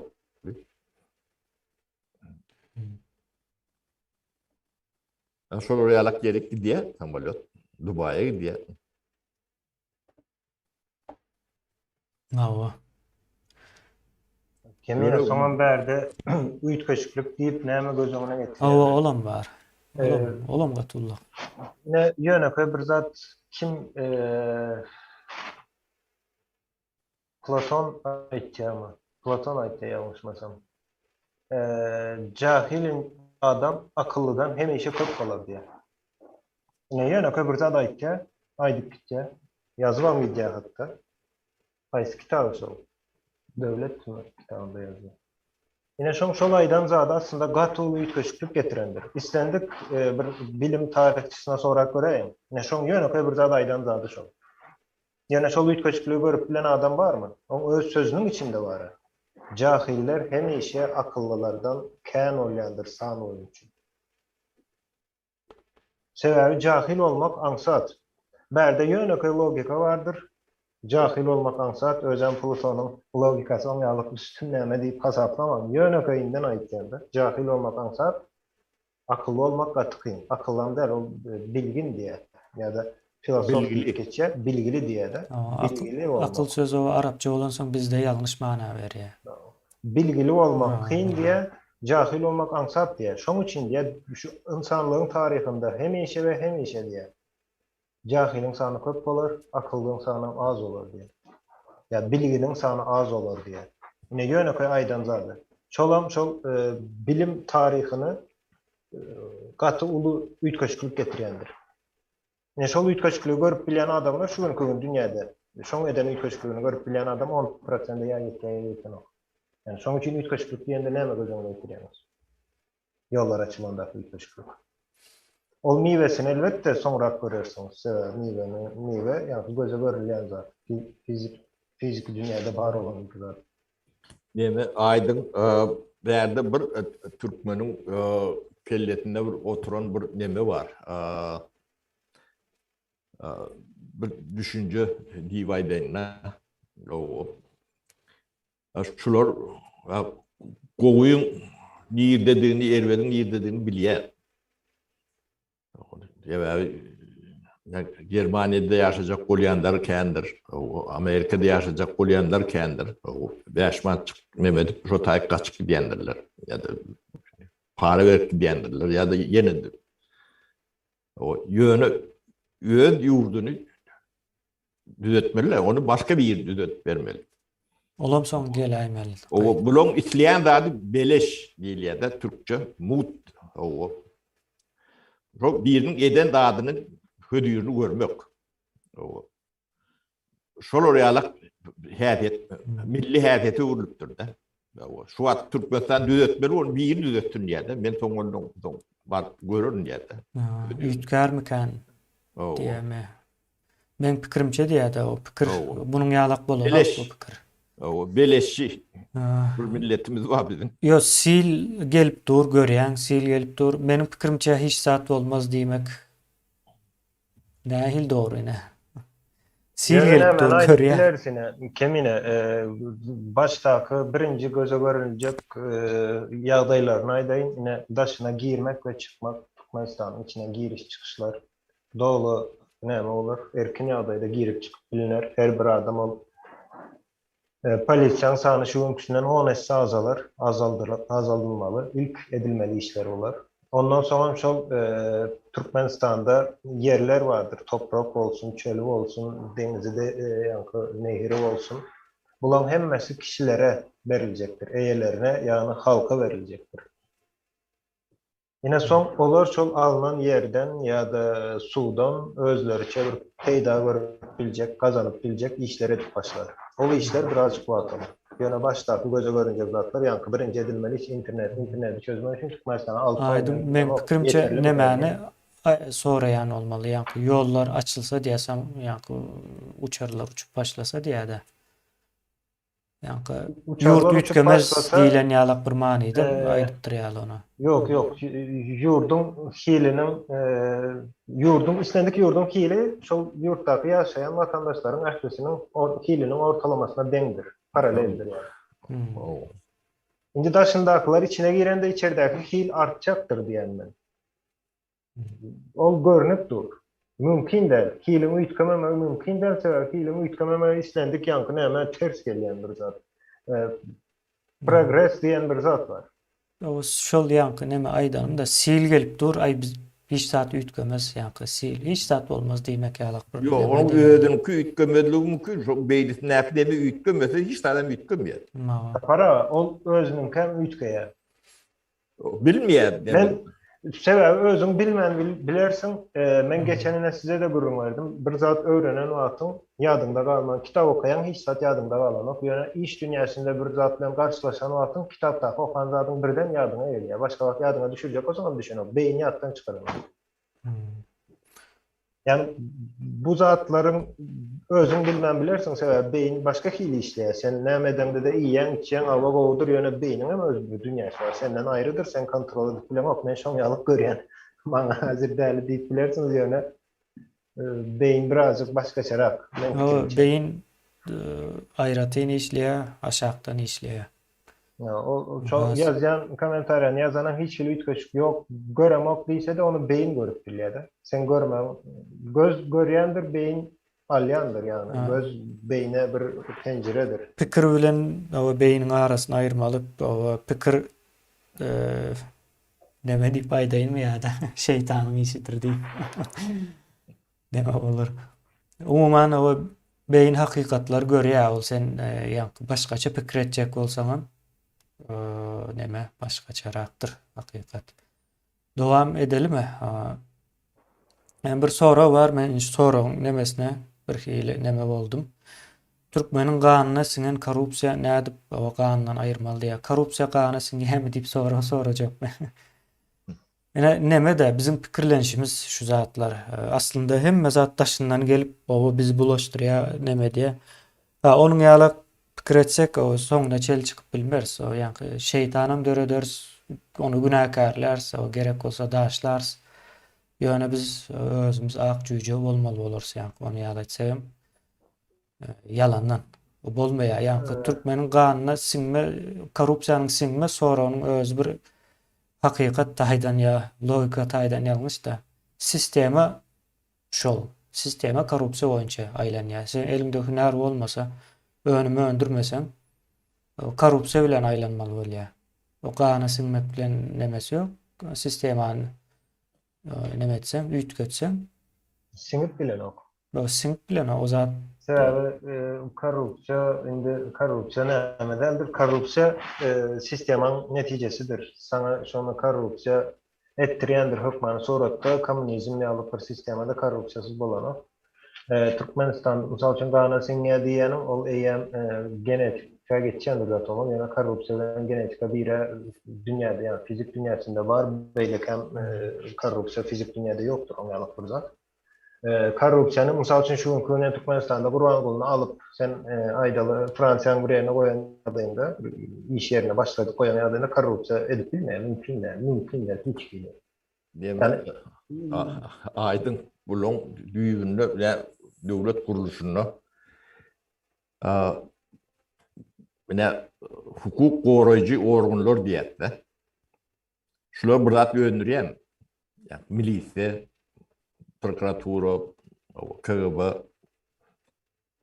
başka ýerine de kontrol näyle organlar bolsa, şular hiç zat öndürenok. Ýöne bular ýaşamaly. Taňyken aýlygy az. Ben bir milisiýa polkownik diýen. Bir demen yani upravleniýanyň planlaryň başlygy. O elime de hukuk beripdirler. O aýlygym ben yani çörüğümü de hiç tanımıyeten nokta. O yani yalak palkovniklerin müngleri var. Onun aşağı Çinlerde 100 müngleri var. Bunun hem bir yerden çörüğü yemeli. Onun şular yani öndüren bu işlerin üstüne oturuyor. O sen istesen istemesen. Korrupsiya sondan öllerine de soğudum yok, bilgim yok, düşünce de yok. Yani çörüğü yemeliğini biliyorlar. O çağı eklemeli. Ödüm kovu eklemeli. O beylekinkiden hem kovu olmalı. O tayda da biri öndürüp dur. O da hududu idare misal için. O şu üstüne var yani bakanı tapmalı. O tek ıskıladın yapıyat diye. Şu falan dadın uğurlaptın ya da ne medipsin diye. O hududu idare diye de ben ödüm öndürüyen. Gerek orada muhtem veriyen, dınık veriyen, zarı dökmeyen, yani men gıdadım diye de. Devlet bilen hiç demem yok. Yok bilmem niye. Şu tayların bağırlap demedik. Yani korkup sonra pul almalı ya da basmalı. Ne korrupsiya ne şey de devleti kuruluşu onlarla. O buna karşı ne hayli görüşmeli. Ne diyeniz. Birinciden şuraya alıp neme gerek geldi. Onları ne hem ki hem devlet pul verip hemen bu zatları yettirip saklamalı. Onu şunu görmeyen Türkmen var mı? Sizin cemiyetinizde onun tane yani gözümün onda da yemeğe dokunup dura. Özlerim yani cemiyetin yokorku atlağa tabi ediliyor da. Yani edenli neme atlağı. O dominir dediğin atlağı biliyor da. Önümçülük değil. Şor yani öndürmeyen atlak devletin içinde dominir dedi. Size hiç sat öndürmeyenler. Size ağaç öldürmeli. İmkanı şular. O biri işleyen olsa şunun üstüne 100 müne olur. Bir değil, iki değil. Olur bir yerden çörük demetmeli. Yolu çıkıp öğrenimken tayını ağladı. O Türkmenin kanı bile neymiş var. Militetinden ne metti o. Kanı orada şolonka. Yo neme bizim pikirlenişimizde var yani kanuna singmek. Köp nemelerde ulanıyor da yani doğru koymalı bu soru. Yani korrupsiya deyilen bir zat var. O korrupsiya Türkmenistan içinde işleye. O yani ziyan veriyor. O şunun önüne ne edip geçmeli deyilip soru şunun yalı olmalı. Kanuna singip dur bu neme örlüyor son 16. asırdaki ata-babalarımızın nemen ziyade meselenin çözüşüne. Çoğaltlar şunun yalı görüleşiliyse akademik bir dil yok. Yani biz bu meseleni çözecek olsak bir akademiya yakınlaşmalı. Akademiyasız bolun yok. Neme yalak o palvinların aydın neme yalak da içine cını yırıptır diye yalak kanını korrupsiya singiptir deyip diyanaz oymak bu nehili katı neme? 21. asırdaki düşünce neme qavat gelen o bu zatlar yanlış neme veriyor. Kanı singiptir bir korrupsiya ervet qara güç yalak fikredliye korrupsiya yani aydın ayçyal bir yanlış sistemanın neticesidir. Öz-özünden gelip oturan o gotaya. Halnıra da var mısın açacağınız? Korrupsiyonu elbet göreyen adamını militedik koydum. O taydı Brian işlep bilmiyor. Aylığına yaşap bolunu. Şu at militeler yaşap görün orada diri orada. O 70-80 kilogramım ağram bağ orada. O demek at sormanır bir zat yiyiptir. Demek bir yerden bir zat alıptır demek. Aylığına yaşap bilme mümkünçülüğü yok. Türkmenistan'da devlet idaresinde o devletin veriyen aylığı der. Bir adam, onu ben onu diyemem. YK adam yaşap bilen yok. Mümkün değil. Olaylıklara yani bazılarının bakatı var. Görünüp dura. Yine adamlar yaşaşmıyor. Şunun için de korrupsiya şu taydan başlıyor. Yani bunu bilen yok mu siz? Ne sonra veriyen adam yani muallimi aylığını seyret. Yani militen aylığını seyret. Ya ministrin aylığını seyredin. Şununla yaşap buluyor mu? Yani yaşaşmıyorlar. Size görýän şolun ýaşaşyp görün. Bu maşina minip böler. O yani bu soran doğru nemesi yurtda aylık az, o bu az. Ama şonun sebäbinde de korrupsiýa bolýar diýip bilinär. O täze Türkmenistanda aylıkları belli bir derece çıkarlar mı nähil olar diýilen ýa-ni soru has doğru bolýar. Gana sinmek meselesi gaty neme? Nämenem aýdyp geçelik emine korrupsiýa meselesi korkunç bir zat ýalyk bolup görünýär, ýöne çözümleri bardyr, çözüp bolýandyr onu. İň ansadymy kan? Pikirimiz ýa-da bizim İň ansadymy. İşimiz değil, mekanizmler var. Misal için aydalı aşağıdan yani su ne edip yukarı çıkarmalı diyen, ne edip çıkaracak, çıkana var deyip kıyın diyersin. Yani yankı nasozlar vardır, nasozdan çıkarılıyor. Mekanizm var. Şun alıp bir mekanizm var. Yani korrupsiyanın düzüp böyle Türkmenistan'da en ağır mesele nepotizm. Yani olan korrupsiya değişti. Yani nepotizm problemi olup bilir. Bir vardı. Sen düşünýänce sebäbi nepotizme sen kanun esasında da onu Nämetine aýt nepotizm diýsen düşünmediler. Garyndaş parazlyk mı? Parazlyk sözü şu. Parazlyk nepotizm Garyndaş parazlyk. Dostun garyndaşyň Aslında diňe garyndaş hem däl hawa. şu parazlyk diýiler. Neme de işi hakyky ýesine bermän. Özüne ýakyn bir ýerine bermek. Liyakatsızlyk. O neme de bolup biler aýdym bu taýda ýalňyşam awa gitmeli däl sebäbi onuň bir garyndaşam bolup biler elinden iş gelýän. Olam Yok, şoň üçin, kemine şoň üçin kanun tarapyndan düzeltilmesi kıyın bir mesele. Nepotizm barlygam kıyındır, kanun tarapyndan düzelmese. Men o nepotizme açyp seyrederseniz az düşündürüşü bilen Mehmet Melik emine. Beýleki korrupsiýa, paraxorluk, ýene o zatlaryň çözülme we ýöne koýzat şol sistemany aýryp täze sistemany oturtýan etseler edibersin. Hiç biri döwlete ziyan bermän ýa-da cemiyete we toplum diňe özüne ziyan berer ýalyk edip bolýar. Korrupsiýa eden adam özüne ziyan berýär. Göne özem 2-3 ay içinde. Şoň üçin etmediğim gerekler. O polisiýa bilen korrupsiýany gorap bolan o. Ya da öpçün edip bolan o. Gaýtam östürüp bolýar. Östürülýär, diňe östürülýär. Çekizlerin nemesine meňzeýär. Gadagan diýen bir zat ýokdur. Ine men islendik bir nämede gadagan diýen bir zat ýokdur. Adam öldürmek gadagan diýen ýeri ýokdur. Ýöne adam öldürsen sen ýanky kanunda jenayet olsa adam öldürüp bilersin. Öldürüp ýöne türmäge gidýän 25 ýyl ýa-da 20 ýyl. Gadagan diýilen zat ýokdur. Gadagan edip bolan mümkin däl. Ýöne sen mekanizmi oturtýan, şol mekanizmam gadagan diýen ok, et diýe, ýöne ziýany özüň görersin. Şoň ýalygam düzüp bolýar, edip bolýar. Gurnalary var, dünýäde çözülen ýerler var. Hemmesinin mekanizmleri var. Yani nepotizm de pula maýlanýar aslında. Erwet tarapy behbit dolu başka bir ýerde. Belki de özüň bilmenen bilýän kemine ýene gözüňe getirsen aýdaly Dowanyň ýanky programma ýazyp bilýär. Seňem bir firmaň bar, hususy firma diýelim. Olan programma ýazyp bilýär, gowy ýazýar programmany. Ýöne şo bilen bilelikde ýanynda ondan bir azıcık gowy bilýän biri gelse sen öz dowanyny alarsın. Şol zada ýem nepotizmdir. Ýalňyşdyr. Ýöne sen şo ýalňyşy özüňe goýup bilýän, her kim goýup biler. Onun son kanun esasında biri sana ceza verip bilmeýär sebäbi dowanyň biýakatyny barlaýarlar, hakykatyn ýani işi bilýän adam. Kim näme diýip biler? Firma sen hususy firma. Neme? Nowotdak neme geçip bilerse eri ýok bolsa. Bir ýyldaşymyz bir soraw. Ben bir zat aýdaýyn şutraýda kemine. Korrupsiýa barada.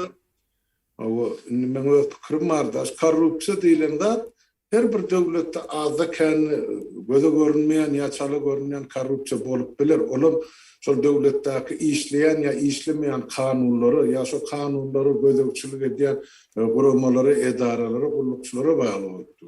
Türkmenistan işleýän hiç bir kanun ýok ýa pudak ýok. Onsa korrupsiýa elbetde güller bolsa ýekete hasaplaşyp adamlaryň arasynda korrupsiýa bilen olan nagyt pul bilen bankyň iki kursy bilen geçili. Ol ýam korrupsiýa. Korrupsiýa ulusy taýdan başlany. Ondan ýan bellek geçdiğinde hemmen ştaýda şol aýlyk sistemasy ýam adamy mezbur edýär, para alyp para bermän. Ýa-da para aýdýar, o bir aýlyk çekçilimine ýetenäge olan alýan aýlyk. Prezidentin aýlygy var. Şoňa ýaşap bilen ok prezident. Ýöne ýaşap görür. Şoda son nice bolýan, ondan ola bir ýerden alyp imitlenmeli. değil mi? Beylik öz aşağına kontrollerden para talep ediyor, yapıl talep ediyor. Onun aşağıdadır. Ondan sonra çark aylanıp dur devletin için. Yani aydın doğru aydık ki şu kanunların üstü bilen onun işleyecek kanun, boş kabul edilen kanunken Türkmenistan Cinayet Kodeksi duruşuna kanun. Yani o işlemesi ehlisinin ağrımır, açıkçası da yok şu kitapta. O praktikada işlediğini kullanılan kanunlar da. Yine kanunların işlemelerini biz ikinci nokta yola koyuyor. Sonra yola koyulanı korrupsiyan ödü, yuvastan ayrılıp gider. Ne anlamısı bilir? Bilim iş mekanizmi bilir. Ne söyledik aydılık gelin, Saparağan yol başlığında, sol yer su reforması. Sol amala asırılsa ilatımın 60-70 götürüm, işli olacak, haklı, kestekli olacak, özgünü, öz devleti. Devlete vermeli. Salgıdın töler kalanım özgünü. Yine şu taydan lan yuvas kimden için ben para tölemel özgünüm geçip durdu. Kimden ben orsadan mı? Yine şunu yazda mekanizmanın üstü bilen para halkın durmuşundan çıkıp gider. Anından değil mi? O anı uyulayan zat, ayrılayan zat. Anı mütkap doğru. Biz yoksa beni Sovet zamanında doğrulan çağı zatlara hakkıyım. Şu doğru uyulan siyaset, ben şu görüyen ağzı durmuşsunuz zatı siyaset daha bile denir ya, deniştirir ya lan da. Demek adamın anı mütkap bile ya kabul edip bile ütmetmeli.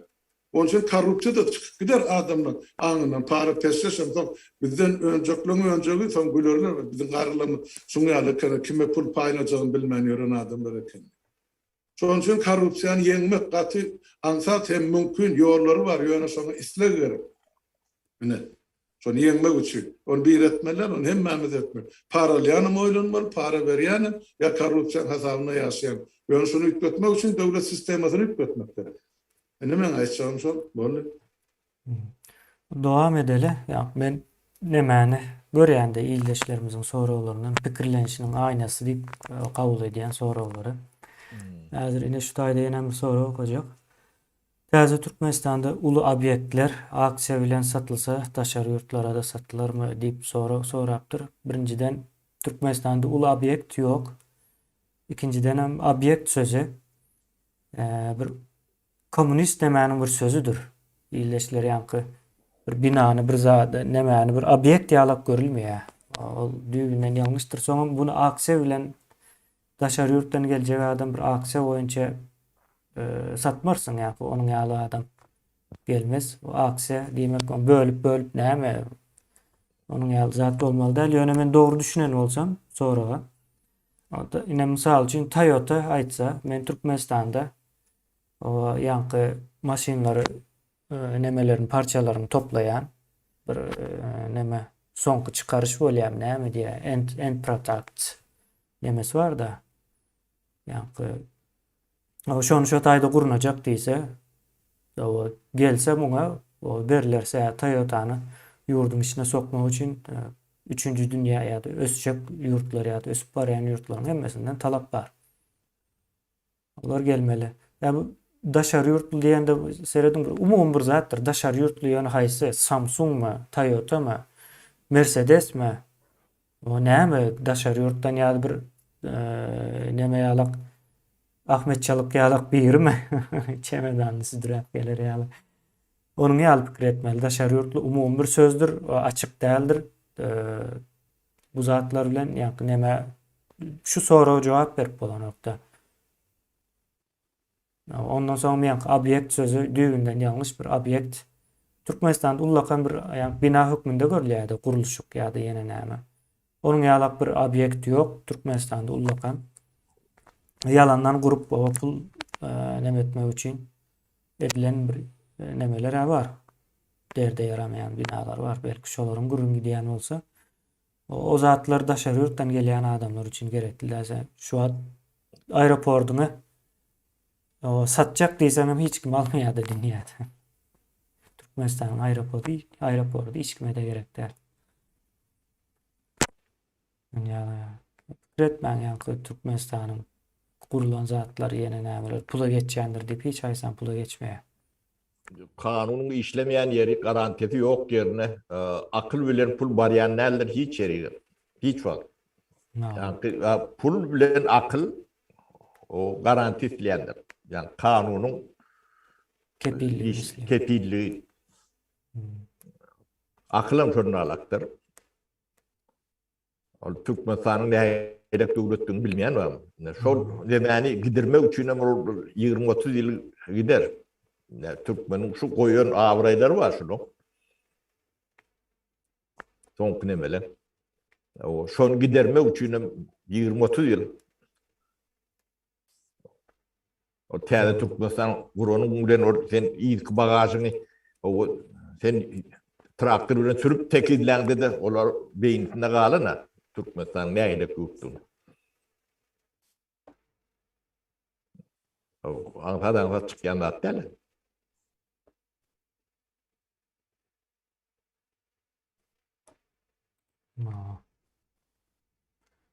Barmy? Aýtjak zatyňyz bolmasa dowamyna geçip bilersiz. O sen soragyň bakym oka berke meni bara. Tahminan näçe wagtdan düýpli özgörüşler bolar diýe Türkmende halkyň nä derece bilgilendi diýe. İldeşimiz sorapdyr düýpli özgörüşler diýende ýa-ni bir hereket ýa Türkmenleriň ulanýan nemesi bar, hereket manysyna getirjek bolýar. O ýollar açylsa ýöne esasy özgörüşük ýa-ni pikirde başlady olaýam 2 ýyldan bäri bar. Esasy özgörüşük pikirde bolmaly, düşünjede bolmaly. O özüňe şu aýnada ýygy seredip dur. Aýdar şol, ýa-ni aýna ýa-ni seni ýanyltmaz. O özüň şu günde bir kızapar aýna seredip dur. Sen ütgeseň, men jemgyýetim ütgendir. Şu taýda näme seredende bir wamy sen ýa-da 5 sanak senmi. O sen özüň görüp bilýänmi? Ya aranda ýene de 7-8 sanak özüň ýaly adam bar. Şo datlar şo näçe wagt gerek bolsa jemgyýetimle şonça wagtda ütgen. O soň Türkmen nä derecede o bilgilendi diýär-de Türkmen Batıgow bilgilendi. 400 000 üstünde adam gördü de 2,5 ýyl diýip hasaplasak 2,5 ýylyň içinde 400 000dan gowrak aýratyn her haýsy aýry şahsiýet. 15-16 milyona ýakyn gördüler 400 000 üstünde adam. İlgeçler. Yani pikir ediverim näçe. Orduny senin saytynda görülmüň öňkü ýapymda 17 milyon adam seyredipdir şonu. Bir ýyl ýetmek wagtynda barmy? Mawa. Aýdylmaz zat barda. Adamlar mesela mene şuun aýdyly erti özgörüşip görjek bolýarda. Ýok, özgörüşüm, ütgöşüklügüm, o durmuşum ilki baştan beýniden kelleden başlama, pikirden başlama lejek bolýar. Çok o pikir edip, şu pikire hizmet etseňiz, şonuň dogrulygyny bilseňiz, o ilmle bilen degiştirseňiz, ýa gereklerden okap ýa degirli adamlardan dinläp öwrenseňiz, şoňa görä de özüňize görä ýoldaş tapanyňyz, ýoldaşyňyzy pikirlerini paýlaşsaňyz, şu islenip problemany çözüldüň tapyp bolar. Biz otursa görüş. Problemany bir adam çözende maslahat edip çözüyor. Meclisimizde var, beýleksem var, günne gürleşip oturalamadan var. Ütgöşüklük var mı? Men şunu aýdyp biljek watandaşlar. O var. Ýurdun içinden adamlar arkaýyn jan edip bar problemle barady, gürleşip bilýär. Mesela men bilen başga ýerler ýene biri bilen. Gorkup çekinip öňküleri ýaly hökümet dinleýän bolaýmasyn, bize azar gelämesin diýen düşünjelerden adamlar daşlaşyp başlady. Hemmesi de köpçülükde ýöne şol hereket eýen başlandy. Ine şol hem şuun häkimet başynda oturup terörist topary gaty ulugy usala goýuyor. Halk oýanyp başlady. Ol bu ýoly ýa-da bir ýagdaýy ýa halkyň galkynmasyny ýa sil bolup gelýän güýjüň öňünde durup biljek hökümetem ýok, goşunum ýok, ýene birem ýok. Sebäp halk indi oýanly watandaş. Şoňa dogry düşünün. Siz hem şu silin içine damja bolup boşulýaňyzmy? Ya gyrada bir yaprağın üstünde galan ýeke damja bolup seredip oturjakmy? Çägesiňip soňra. Onu özüňiz saýlap. Ýöne hereket gidip dur. Biziňki işimiz, esasy da size düşünürüş işini geçir. Nämeden bar bizim gelecekte etjek bolýan işler. Planlama, hareketleme. Misallar, hemmesi aydın edilip şu punkut senin dikkatyňyza 2,5 ýyllarny ýaşlar da parany hemen ýetirip otur. Başka ne etmeli bundan artıkmız? Yeri adam, gelecek adam, osular özü hareket eder yekelikte. Bizim uğrumuz, dine son diktaturu bir adamısından değerler, şu sistemadan değil mi? Şu sistema iyi bir koku damarı bilen gırçap ayırmasa, yine de ertesi gün haşalot diyal var. Yine bir kursu da şu tada prezident. Türkmenistan'da da Hudaya şükür her öydün bir prezident çıkacak varsa onu kursam yetecek yani. Çünkü şu sistemanı ayırmalı oldu. Bizine son uğruna hareket edip otur. Gece günü başardığımızdan size düşünür oldu. Kabul etmek ya etmezlik vatandaşlar ol sizin öz şahsi işin. Yani su getiren ben köyde devan den bolmaz gelecekte. Şu ne yan vatandaşlarına sonra verip durdu. Cevabını mevzunu taparsın öz aran. Ben şuna deneyip çıkarım. Ama şunu hemen aydık geçir cihadımıza düşen vakti kalmıra da var. Berdeni aydılyan ya da goýulan meselelerde aydylyan tekliplerin hemmesini ya da aydylyan konkret nämeler de vardır, jogaplar da vardır. Şolara vatandaşlar bizim aydanymyza ynanmak diýen ýalyk bir meselemiz ýok ya da ynandyrmak diýen ýalyk meselemiz ýok. Barlak görün. Barlak gören wagtyň birinciden kimin kimligini tanap bilýän. İslendik bir nämeni okan wagtymız ya da gören wagtymız tapawul ýok. Şu wagt köp görülýär okalana indi. Gören wagtymyz şo gören maglumatymyzy ya da işden maglumatymyzy barlap görün. Barlap bolýar, hemme adam hemme näme tapyp bilersiň kitapxanalar bar, bolmasa ýa-da internetten, çeşmelerden tapyp bilersiň. Mysal üçin ýa aýdylyk keçidi korrupsiýa näde çözüp bolýar. Ansat Türkmenistan'da döwlet guruluşy ýok diýdik. Näle ýagdaýda ýok ýa-da konstitusiýa ýok diýäsde. O bar ýok. Ne şo meselelere dogry aýtýarmy, ýalňyş aýtýarmy kim aýdanda da barlap görün. Ben bir yerde gatygy bir näme gördüm, ýa-ni gepleşikde nämeni iş veren adam Türkmenistan gepleşikde şuňalara bir düşünje geçdi. Ýa-ni Türkmenistanda türkmenleriň özü diktatorluk o ýerde adamlaryň ganyna siňendir diýen ýalyk bir mesaj beripdir gepleşikde. Ine bunu näme üçin edýär? Ve misal berýär. Berýän misaly şuň ýalyk biri daşary ýurtda management okap Türkmenistana barýar, soň Türkmenistan içinde managementin bir formasyny uygulaýar, ýa-ni diktatorsyz buyruk bermän, edil öz ýalyk gürleşip adamlar bilen. Soň ýa-ni işçiler diýär, ona diýär, ýöne jaň edip men bugün işe barjak däl diýip başlap dursaň, şol ýa-ni başlygan bulardan işden kovup ýene edip başlam soň diýenim etdirip bildim diýär. Indi birinciden management'ı okap görün. Management'ı ýöne peýzat şol birinci kursda berilýän ýa-ni managementlara berilýän alýan sapaklary bardyr. Giriş diýip management science'na giriş ya da management bilimine giriş mi bolýar bilemem. Ine şo ýerde management düşündirilýär. Management'da oň ýalyk düzgün ýokdur. Ýani başynda okap gelen management diýär, belki Russiýada okandyr oň ýalyk management'te. Sonra şonun bir sanatyk usuly deňen bir manager, ondan başga da 4-5 sanatyk usul vardır. Köpçülik bilen işlemek ve işin hilini arttırmak, işin tizligini arttırmak için 4-5 sanatyk usul vardır. İşçi sanyna göre, işçinin ýa-ni ayal, erkek, garışyk ve nirdenligine göre managementin teknikasy üýtgäp bilýändir ya da strategiýasy üýtgeýändir. Yine şoň ýalyk misallar bersek ya da biz hem şoň ýalyk misal bersek, bir ýalňyş ýok bir zat haýsy dünýäde bar men bilem, oksa oňa aýtýan zady bundan 100 ýyl öňem ulanmanokdy managementde. Şoň ýalyk bir zat aýdan wagtdan çykyp garşymyza sen şo ýerini ýalňyş aýtýan diýip bilmeli. Her bir adam. Biz aýdaly Kalmyrada, Saparaga bolsun, sen ýalňyş biler. O watandaşymyzdan belki ýalňyş aýdandyr diýip men umyt edýän. Bilmän aýdandyr. Susuz hovuzda balık tutup bolanok aydın ne Şonu belläp goýaly. belli koyuyor. Bizem dowam edeli. Sonra salyt işgärler bizde pullu adamlar diye. Yani salyt işgär bolsaň pullu bolýan diýjek bolýar. Oo. Hem döwleti aldaýar, hem de halka aldaýar diye salyk sistemi nähil bolmaly diye. E-devlet üstünden salgyt ýazýan, jemleýän adam bolmaly däl. O sistemany özü hasaplap çykarýar. Onam töleýän, onam özüň töleýän, oturan ýerinde telefonunda töleýän salgytlaryňa. Türkmenistan'da salgyt işgäri barmy? Yok, olam yok, ýa-ni ady geçýär-de. Adı var onun adımları korkutup pul alıyorlar. Başka Su, nemesi yok. su yok yerde bağlı tutup bulunup bu tayada değişti mi kendi yani. Türkmenistan'da birinci dene hazine yok. Salgıt işgär olur ýaly.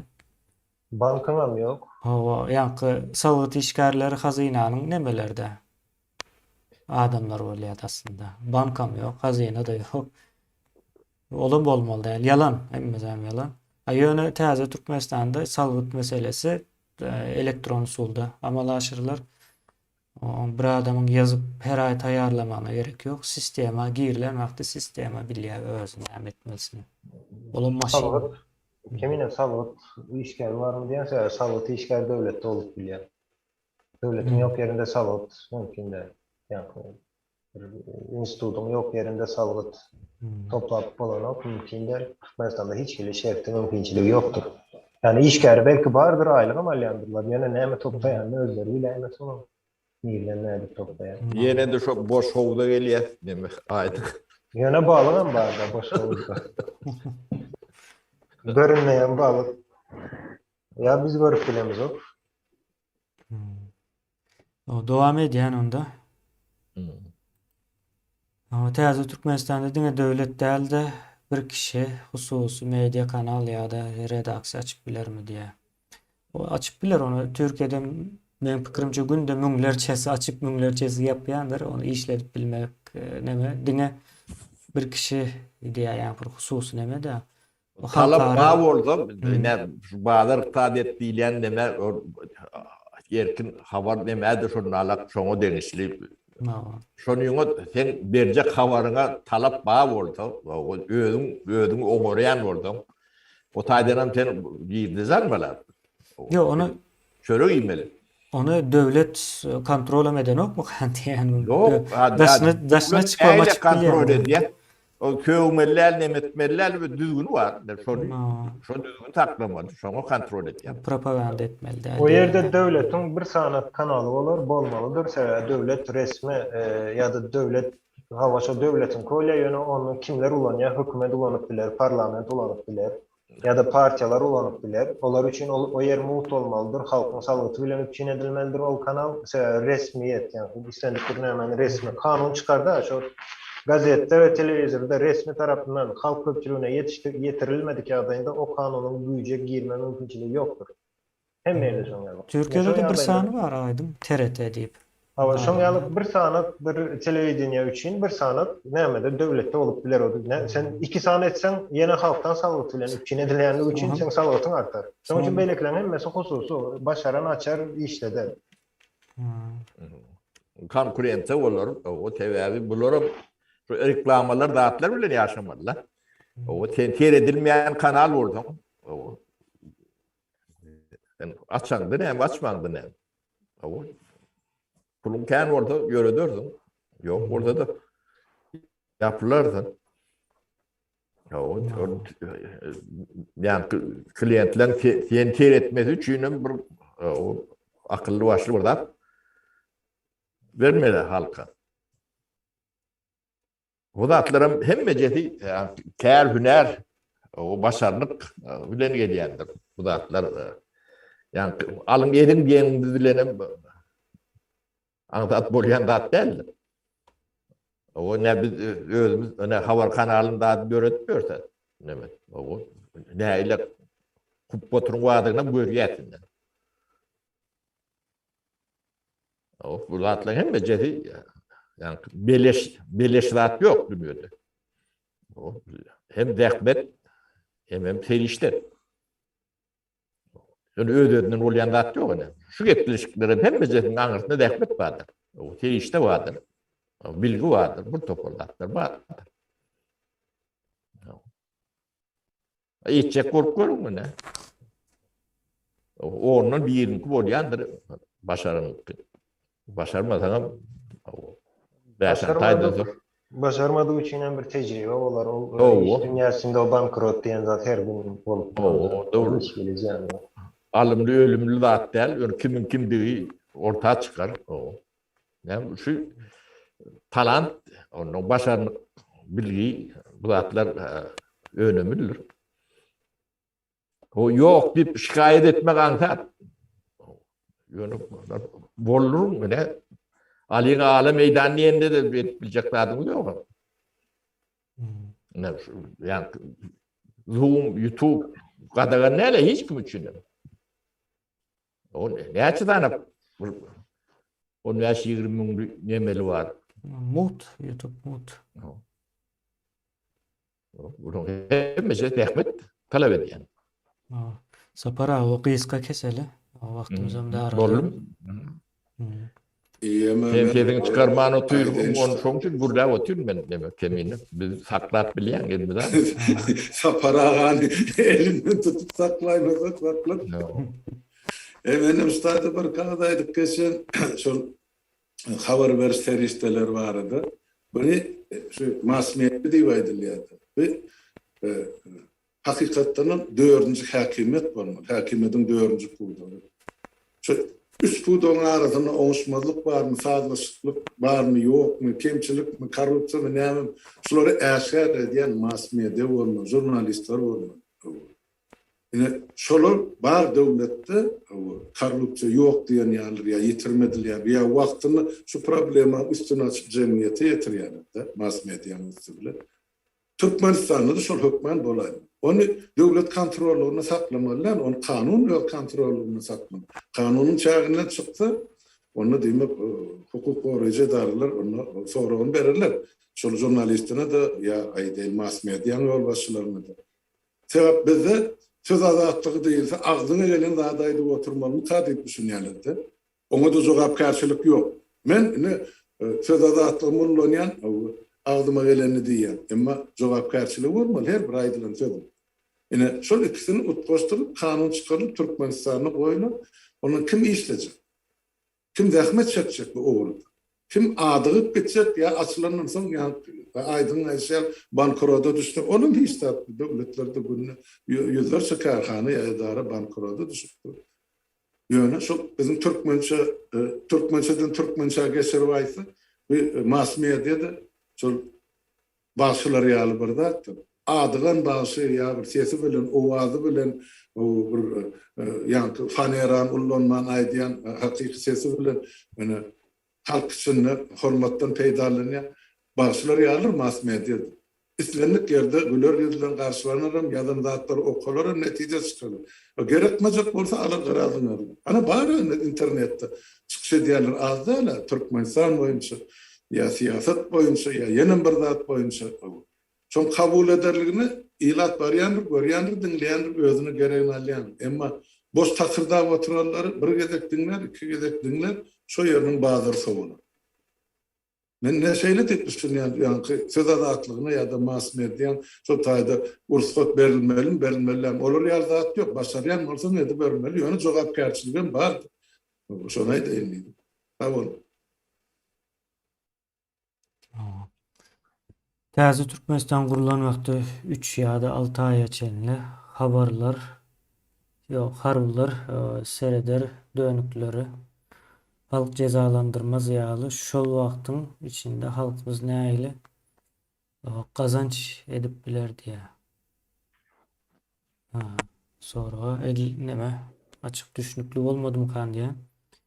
3 aýdan 6 aýa çenli harby rejim bolan wagty diýär-de ýa-ni halk cezalandyrmaz ýaly diýär. O şol wagt halk näýili kazanç etmeli ýa-ni durmuşyny ýöretmeli. İşler görür. Näme işleyen orada işine devam eder. Ansat dolar gaýtam kazanjam köpelermi kan diýen şol. Kazancı köpeler. Şu bizim adatdan naşary ýagdaýymyz da şu atky ýagdaý var şonun. Hat näme bor? Türkmenistan 30 ýyllap adatdan naşar ýagdaýda ýaşap ýör. Sonra o düşnüklü kan diýen ha? Ýene bir soru var. O täze Türkmenistanda daşary ýurtlardan tohum mallar getirmäge ruhsat bolarmy diýär. Bağdar iqtisadiyyat talap bağ oldu. Marsdan getirip bilersin, getirip bilen oldu. Krediýalar sapar men bir zada düşündüm de. Ýa-ni döwlet bir gadagan edýän gurama ýalyk, şo ruhsat berse gelýär, bolmasa gelenok. Onu ýalyp kiretmäň ýa-ni O bir döwletiň birligine, barlygyna ziýan bermeýän bolsa o zadyň ruhsat berermi, berilmezmi diýip soramaň özem bir neme. Ýa bizi şo derece aşağı düşüripdirler-de. Ýa tohum getirmek erwet tarapy ýok, ama ruhsat almaly tarapy. Deme yine Badar iqtisadiýetynyň kanuny, o açyk Badar iqtisadiýetynyň kanuny bol. Şo kanuny ýani gadaga näle atylan hemmesi ruhsatdyr. O hemme küçüğüne orada dünya nemesine Badarına yani düdünlerine layık gelen kanun var. O talap babı orada.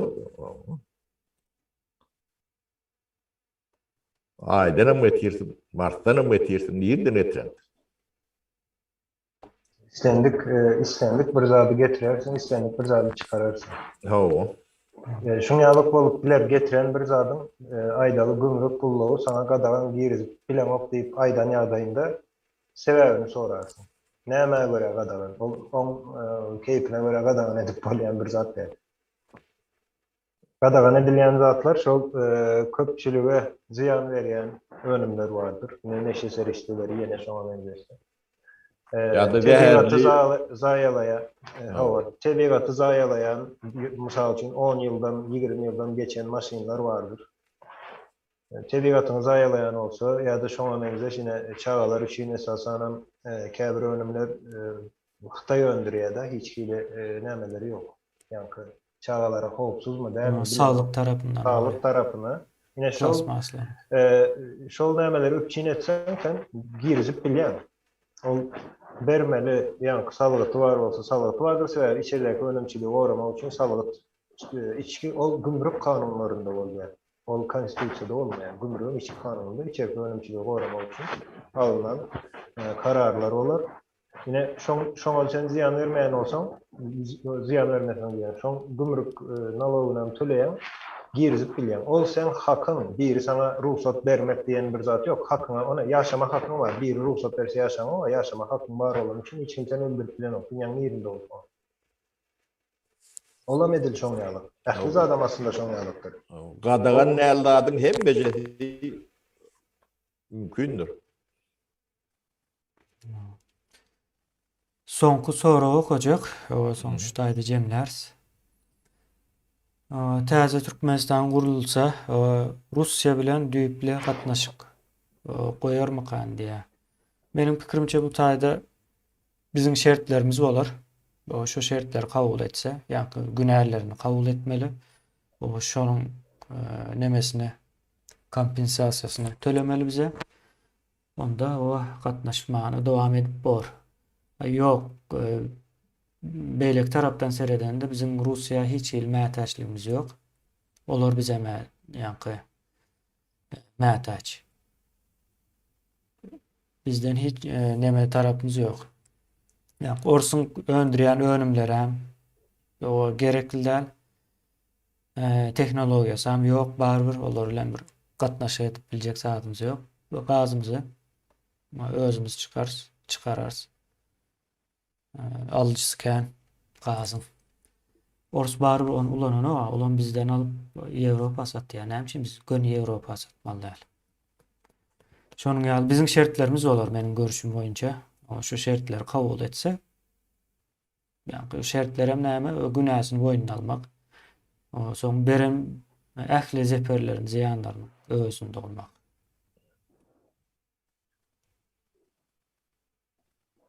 Başgaça nemesi bolmaz. Yaňa maýdyk geçdik eminim. Döwletiň duşmany, dostu ýokdur. Bähbidi vardır. Bähbit vardır. Yine Türkmenistan, men gynandyrýan tarapy, hiç ýerde Türkmenistanyň ýa-ni dünýäde öz bähbidi üçin göreşenlerini görmedim. Hiç haçan görmedim. Katerwet ýok ýalyk bir. Yani o ve halkyň düşünjesine de şo siňipdir. Hiç ýerde öz bähbidini aýdyp bilmeýär. Mysal üçin, olar ruhsat bererler. Şu problema bolmazmy? Nädip ýaşamaly onda bir döwlet? Yani döwletiň bähbidi bar. Ruslar gaz aljak bolýar senden, gaz gerekmişinde bolýar, gerek bolsa puluny tölesin. Açaçan yankı hazine girişi, çıkışı hemme zat şeffaf görünsün. Hemme adam görüp bilsin onu. Ähli vatandaşlar görüp bilsin. Ol gazı alıp satmak yankı narkotiklerle ya da biz yanını zat kadagan zatlarla dünyada. Ondan hem için şonu hiç kime görküzen oklar, sanılır. Näçe çıkardım, nirde näçe bar. Ne için şonu Türkmen gidip gazı yerinde näçe barlığını hasaplap çıkaran ok. Türkmen spesialistler ne için hasaplanan ok. Yani öyümüzdeki bir zat ol yine öz öyünde sen makaronun vardır, unun, etin vardır. Şoň näçedigine goňşyň gelýär sende diýe 1 kilo et kalypdyr diýe, 3 kilo et kalypdyr diýe. Şol dogrymy şol zat? Ya da näme Türkmen şonu hasaplap bilen okma. Ýene bir tarapy var, Türkmen oňýalygyň bir näme görmäň sebäbi bir Türkmenin Amerikalıdan, Orus'tan, Beylekiden tapawudy ýok. Hiç gili tapawudy ýok. Öwrenme ukuyunda da, bir iş etme ukuyunda da, öndürme ukuyunda da hiç gili tapawudy ýok.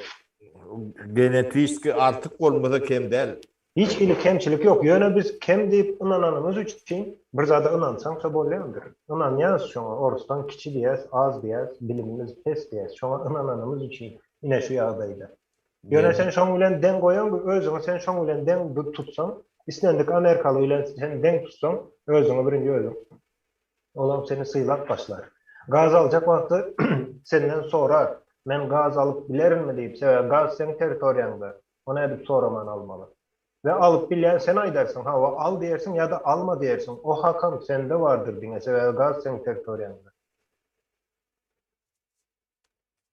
Evet, Türkmeni pete düşürüyorlar, yörüte diyorlar. Şu Türkü millet, yani Kaçevniki değil ya da. Göçebe. O göçebe önemli. Sivilizasyon rezervidir. Baran yerine sivilizasyon getiriyendir. Tarihte şununla alak bulundu. Tarihte de bilen yok. Bilmediği hale gettiler de. Ne yeke demen değil, ehli sivilizasyon rezervi. Ne bunu almaydı ya. Yani men gözüm nemem değil, ne bu milyogu okuduğumuz, ne şu Türk'ü nemen tarihini. Şoň üçin yıllap türmez oturttu nemet. Orsun türmesinde. O bu yöne döne halkam der, Aňyrdan gelýän 2000-3000 tarihi var. Hem için biz deme olmalı. Ya bir orsun sömürüvesi nemesi olmalı. Ya yeni bir. Ne orsun nemediğini ben düşündürüp vereyim. Ne bilimimiz vardır, ılımımız vardır. Ne Rus Federasyası diyeceğiz. Şoň içinde 22 tane respublika vardır. 23'üncüsü Orsiyet'tir. Şu 22'si içinde birem Orsiyet'tir. Yeki birem. O şoň köpüsi Türkü milletlerdir. O 23 ýerde bir ýerde. Dil ne millet özünü millet ediyen. Bizim dilimize diyor o da derecesini yirelek gitti. O yani devlet nemesi televizyoneti 24 saat nemet dur. O 50-60 sözden kan söz bağlılığım yok. Sonurken ulanırlıklarım. Bir yerde yeke fikir yok da normal nemedir yani. O dilimiz fikir aydaryalık bilem olmadı. Hem de zat dillerin bir yere. Kulak söz vermeli. Biraz düşündürecek olsa. Ne bir köp zadi yani ya Türk'ün nemesini ulanıyat ya Orsun ya İngiliz nemelerini ulanıyat terminoloji düğümden yok. Yani bu tavoy nemesinde yani durmuş nemesinde ulanıyarak bir dilimiz var. O bağır, çağırıp nemet görümüz yok. Yani alımı dilimizden yok. O bunu ünsüreyen neme de yok. Katlağım yok. O devlet dileyen neme düğümden yok. Devletin emetini bilen okur. O. Ediyen zatlarım ne samsıklığın, nadanlığın, yitkisi, o sen gadın, nevtin, hem mecetin bile yüşürüngde de, on yani hiç sattır. Akıl bilen akılsızlığın arasında tapavut vardır. Yani ne açı primer neme misal getirdik de. Ne karavun ortasında talınır. Köl, su yoktuğunu bilmeyen köl talyalarda. Onun su yok, kanalizasyon geçiriyordur. Onun içinden su akmalı. Atık su akmalı. İlk bile ulunur yalık su mu olmalı? Hem mecetin şu cemiyeti gözünün önünde diyedir. Bunların seyredici otuyorlar. Cemiyetimizin yeten derecesi şu. O ön avat köçelerin bir ivadet diye de sebebi köçen kalıp geçiriyorlardı. Onu iyiden düzeden okulur. O şimdi şu zatlara kim cevap vermeli? Bu cevap vermeli. Bunu bir soramalı cevap vermesi için.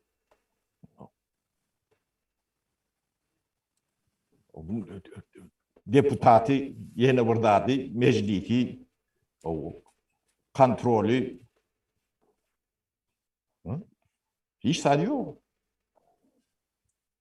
O biz elbet yaşayacak. Ne için o yaşayacak? Biz bilmeyendir diye de. Şu İzmir Seyrediyasyonu aydayanı doğru diye.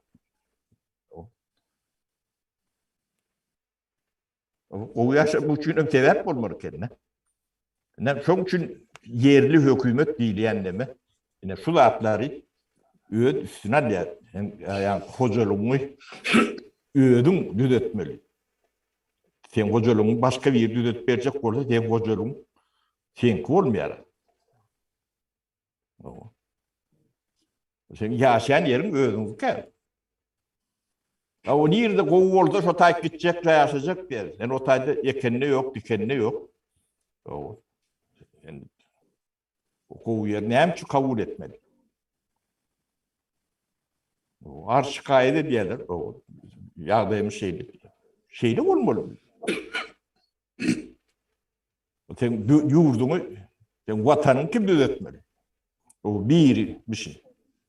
O kemiğine bir şey ya da aydın düzeltmeli. Öyle beleş. Hem İran'ı hem Nemen'ı götürüp şıdap o canlı kellesinin malını ortaya koyup etmeli. Bunların hödürünü görmeli.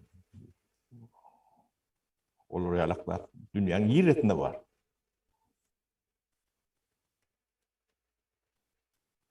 Özüm kıynandıran yeri yani 50-60 yaşlarındaki adamlar, iş adamları şolar varada vurun edenler. O ya kadın yerler, kadınların vardı. Yani turbo öndür milyonlar pul kazananlar. O pulları var. Görüp şu pulu öldürüp giderler. Yani üstünden buldozer eleyen çay. Yani onun cahit aliyandırlar, neme diyendirler. Burunlu yok. Onun ömrünü işlek geçenler ama da. Oğlum demesi burunlu yok kurtu diye de. Bolmadık yani. Çağatını oyup bilecekler adam yok. Demesem. Hödürden görüp bilen yok. Yani yaşasıp böyle. Bunu düzeltecek olayanım yok. Bir yeri düzelt vermemiş. Onların bekirce ne? Yani yeri aşağına turu pulgadan malı.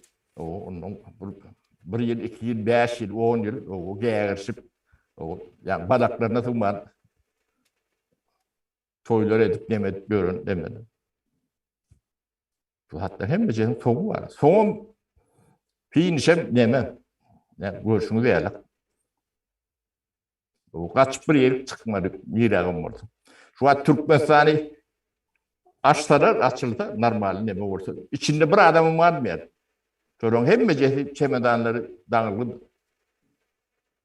Öğünün oraya orta çıkar. Tabii abi akıl bilen pul riskli yerde durmuyor da. Sen taklayacak olduğun durmuyor.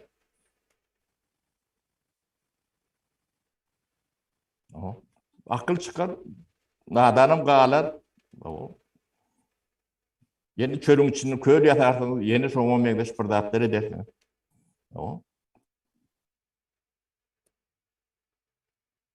Bu zatdan emeti şu. Ya soru berenizde ne şu zatlar soru verin. Ne hemçim şeydi. Yani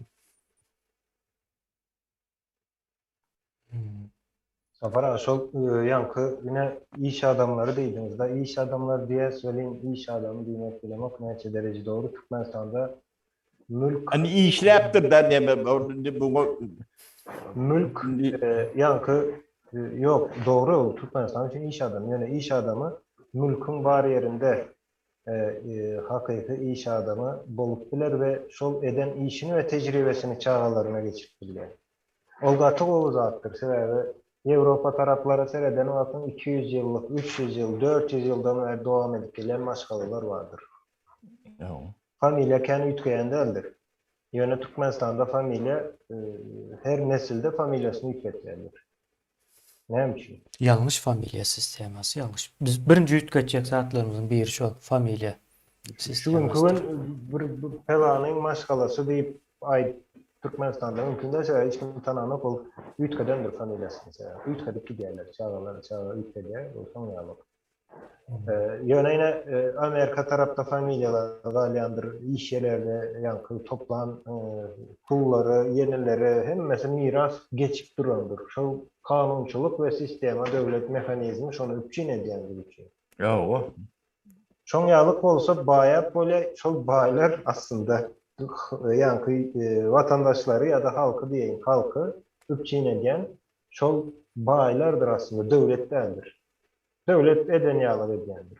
Devlet mümkün de devlet onu edip bilmeyen. Devlet önümcülüğü eden o Ya aslında. o Devlet- reguliyor dediyendir. Tamam, devlet çörek verip bilmeye, devlet sana yankı iktisadı, mirasın hopsuzluğu, daş hopsuzluk, iş tertip düzgün işler üpçün edip bilýär. Yani yine hopsuzluk diyende devletin fonksiyalarının içinde miras hopsuzluğu, mülk hopsuzluğu vardır. Çoğu işleri yerine getirip bilen de yankı bayan adam 5 milyon dolarını çağalarına geçiriyor. Çağalar onu 50 milyon dolar edip olan çağalarına geçiriyor. Bu 50 milyon dolar edip geçiriyor diyen de o işin ululuğu şu. O 50 milyondan payını alayan yankı işçisi, onun CEO'su, yenesi partnerleri, yenileri o dargayandır şu 40 yılın içinde. Töleyen nalogu ile sen hazinanı dolduruyor, hazinan sana yankı interneti içine diye bilime mut ediye gerek olsa, eğer baylar köprek olsa medisinanı mut ediyendir. Ya o sağlık. Mümkün geliyor bazen kan olsun. Çoğun esasında devlet yankı sen sağlığını üpçün edip biliyor. Ya da bilimi üpçün edip biliyor. Ne için yine Germanya'da üniversiteler mut. Öz vatandaşına. Mut değil o çıktacısı var. Yine çıktacısını hazine karşılar. Bilese Germanya'da katı öndürücü yankı baylarken. Önümü öndüren baylar olarak. Japonya'da Bay şunun diyen- yağlı. Demiryollar misal için aydın. Demiryol sistemasını demettim de şu her bir demiryolun liniyası bir ullakan firma değişli şol salgının yerine kurup berýän eken. Altyapyny şol Yine- için ettiriyor. Son için cevapkaren berde sebep biri. Devlet kursa onun cevapkarı kim? Vatandaşlar. Devlet bir demir yol vurdu, bozuldu da kimden soracaksınız? Ne için bozuldu deyip kimden soracak? Devlet kurdu da. Devlet Yo, senin o- elin bilen tutup bilen ok, gözün bilen görüp bilen ok. Ya o Yürüdüğü yani işte bir yerde geçen ok. kanalizasyonları kimden soracak bir vayda otuyor sadece. Son için o yine demir yollar hususu olsa, poyizler hususu olsa hız yani tezliği şol poyizlerin tezliği saatte 305 kilometre yeter. Yani devletin koysa şu saatte 60 kilometre ötmez o. Geçmez şu. Son yalıp yavaş gidip gelirsin. Vatan puldur yani. Vaat kımmat zattır.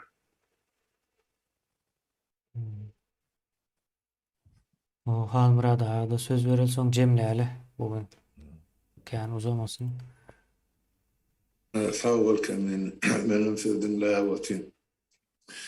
Indi sonra sen sonra partiyet bilen atnaşıklar var mı diýilen sonra bol. Da şeýleden şonu gelecekde.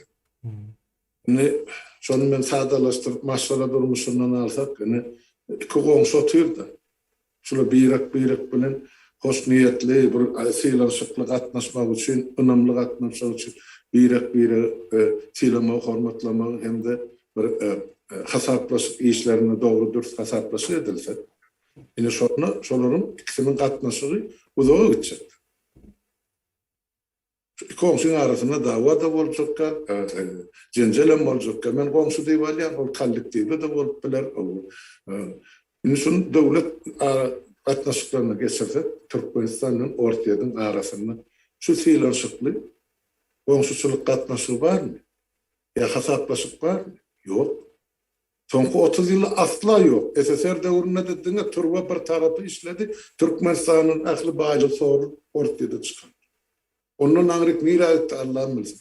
Türkmen'e hasavat veren şu devre Moskva'da yok. Yani şu devre menni Türkmen'e hasavat veren Aşgabat'da yok. Aşgabat diye ettim. Sonra hükümeti böyle yani. O sodurna içinnak. Onun son şu işe de oturan orsiyet bilen ya şunun hükümeti bilen biz gelecekte katnaşık kurup bilir. Elbette yok. Tabi ne aydırı oturuyor şutaydı. Hem zat devlette bahvidine karar kuruluyor da beylik devlette bilen katnaşığı. Bahvidimiz var mı? Katnaşık kurulur. Xitay bilen gerek olsa Evrosayu'da, Amerika'da, Orsiyada gezekkenlerini katı doğru belirlen geçirli bardak. Bu meselenin bir son kalırır reparasyon meselesini. O SSR devrine akidilen bağıyla hasabını bilmesegen sonku 30 yıllı Türkmenin bağıylığını Orsiyada çıkarın, o çırçovun ne silimi ne veresimi hani Igor Makarov varsa piç milyartlap oğurlak giden ol Orsiyada otur yenile var Kramfın, Zadan'ın hemmecinin koku damar sotaydı, pulların sotaydı. Sudatları o idine getirmekçi. Sudatlar edilyense Orsiyetlerinde ne hemen katnaşık edeyim. Edilen oğurluğu göreyim, oturmalı mı? Yok elbette. Şunun için bizim diyecek böyle bizim Türkmen'in elinden ya hakkını alıp yeni Amerika yok ya Evrosayuz yoktu. Biz katnaşık kursak şu devletle bilen kurmalı. Yani öz aramızda, öz işimizde, öz dilimizde, öz dinimizde, öz uğrumuzda bir zat kurulacak. O zaman kan kurulun etti. Turan birliği var. O kurulsa ondan o. Öz arı içerki sevda işlemedi. Yine daş tavırımız yine Türk dilli milletler oldu. Ona yetesi ne mi var? Yani şu uğrumuz şu tarafa edilse ya kurulsa onu demek Orsiyet'in bize ağaç gerek olsa biz ne yapsın onun o Kanada'dan getirmeli. Orsiyet'lerden bakadın Berlin vardan hükümet ol şeker pulun töler ağacını alır. Onlara gaz gerek olsa hükümete geçirdim pulunu sonra gazını alır. Şimdi soru real iki taraflı siylanışıklı katmasının taraftarı. Biz o tarafta millet ya yurt saylap katnaşır etmek ister. Ay orsiyetmiş, güçlümüş. Ne mesela güçlü hani? Dövüşünü yarattılar. Yurdun, dünyanın ikinci güçlü koşunu diye. Alyan olsa Ukrayna'da 40 milyon var. Orsiyette 150 milyon olayı ilat var. Beşesi. 4 yarımesi. Ne için alıp bilayına Ukrayna? Orada yararım yok özüm. Taşından getirilip. Demek o güç değil yani. Türkmenistan'ın hakkı ağlıca muğluca koşun yağlı güyecekken. Para attı görkezilce. Ama harekette yok. Boş dağıtlar. Son için biz onun ulurduğum oturmaylı. Olur küçüldü ve oturmaylı. Özümüzün köyünü korsak has bahvitli var. İçinden korsak yani aydı otur. Denize parağı da olurlar. Akıl bilen kurulsa devlet sonra şu akıla hizmet edecek ya hürmet koyacak devletler, milletler, adamlar, yurttaşlar elbette şu devletin başına yığınarsın. Yani reisle şahitsen ben fikrim şu. Sağ ol. Aydın sözü. Men şu yankı hem için yine Orus Sülen Türkmen'in arasında katnaşık alıp ediliyor köpçülük tarafından. Köp yerde görüyen. Yine propagandanın gücü şu zat. Oruslar bilen dost paravatnaşık. Yine indi gelin propagandadan çıkalı yankı hıyal dünyadan çıkıp hakiki dünya girsek ne mi görüyoruz hakiki dünyada? İşlemene gitmek için Türkiye'ye geliyorlar. Köpçülük mod diyeyim. Moda olan diyeyim. Oku için Türkiye'ni saylayalar. Ondan sonra Türkmenistan'ın içinde hazır yani Orus kanallarına çıkıp Türk kanallarını görüp başlayalar. Yine bu da hakikattır. Hakiki dünyadır bu da. Göreyen zaten. Ne için tarih bağlı. Sen neyse uzaklaşacak değilsen hem uzaklaşıp olan nokta. Tarihindir. Ama gizlep bilerler yani gizlerini bilen sen Diliň bir ýa-da däpde surulan meňzeş, gaty meňzeş, diniň bir şoň üçin şo tarafa gidýändir. Daşyna çykan türkmen mysal üçin köpçülikde dürli ýanky döwletden gelen adamlar, dürli watandaşlar diýelim. Şolaryň içinde türkmen Türk'ün ýanyna gidip Amerikada mysal üçin bir ara gelende orsuň ýanyna gidýän bilemok näçe bar. Ýöne özbek görseň özüňe ýakyn gelýändir. Kırgız görseň, gazak görseň sana ýakyn gelýändir. Şoň bilen gürleşmek isler. Elet o ýerde ýene rus dilini onarsyň ortak dildi. Emmemiz bilýäsdik. Ýöne şolar ýakyn geler sana. Bu bir hakykatdyr sebäbi. Ýöne propaganda näme diýer? Türkmenlen orusa o dostluk atnaşykly, dostluk medaly ýene ýöne hakykatda Russiýanyň içine bar ýaly çurka diýýärmişler. Dogrymy ýalan men bilemok. Doğru. Ben Çurka diýerler-de. Bu hakyky dünýä. Bu telewizor däl, bu propaganda däl, bu hyýal dünýämiz däl, bizim kellemize goýulan dünýä däl. Bu hakyky dünýäde çurka diýerler sana. Ýöne Türkiýe gelende haýsy türkmene çurka diýdi bir türk çykyp. Kemsiden ýeri barmy? Hemşire diýendir, kardeşim diýendir. Siz bu o var bizim bilgi. atalarımız diye. Ya da bizim atalarımız diýerler. Orsun sömürgesinde ýaşaýanys diýip aýtýarlar ýöne. Näme üçin bu hakykat? Ýöne biz haçanda şol hakykaty görmän telewizordan dünýä uran ýagdaýymyzda onu islemesen şoňa 24 saat sen şol bir propaganda maruz kalan wagtyň näme bolýar soňunda netijede ýene orusyň aladasy alat, ýani orus bilen dostluk alada gelýär. Olar dost diýene o hiç ýerde. Telewizorda aýdyp biler. Ýöne hakykat oňalyk däl. içine düşenem bolsaň şu wagt Ukrainada ölýän nemeler türkmenem bolardy. Şu ölýänler köpüsi Buryat, Dağıstan ýene şondalyk 70-80% şolar. O Moskwadan bir adamym ýok diýdi. Şu ýok ofiserler nemeler bolanmasyn. Ana. O içinde olanda da sana deme yok. Onda şu taýda jemläli. Ýaşullar.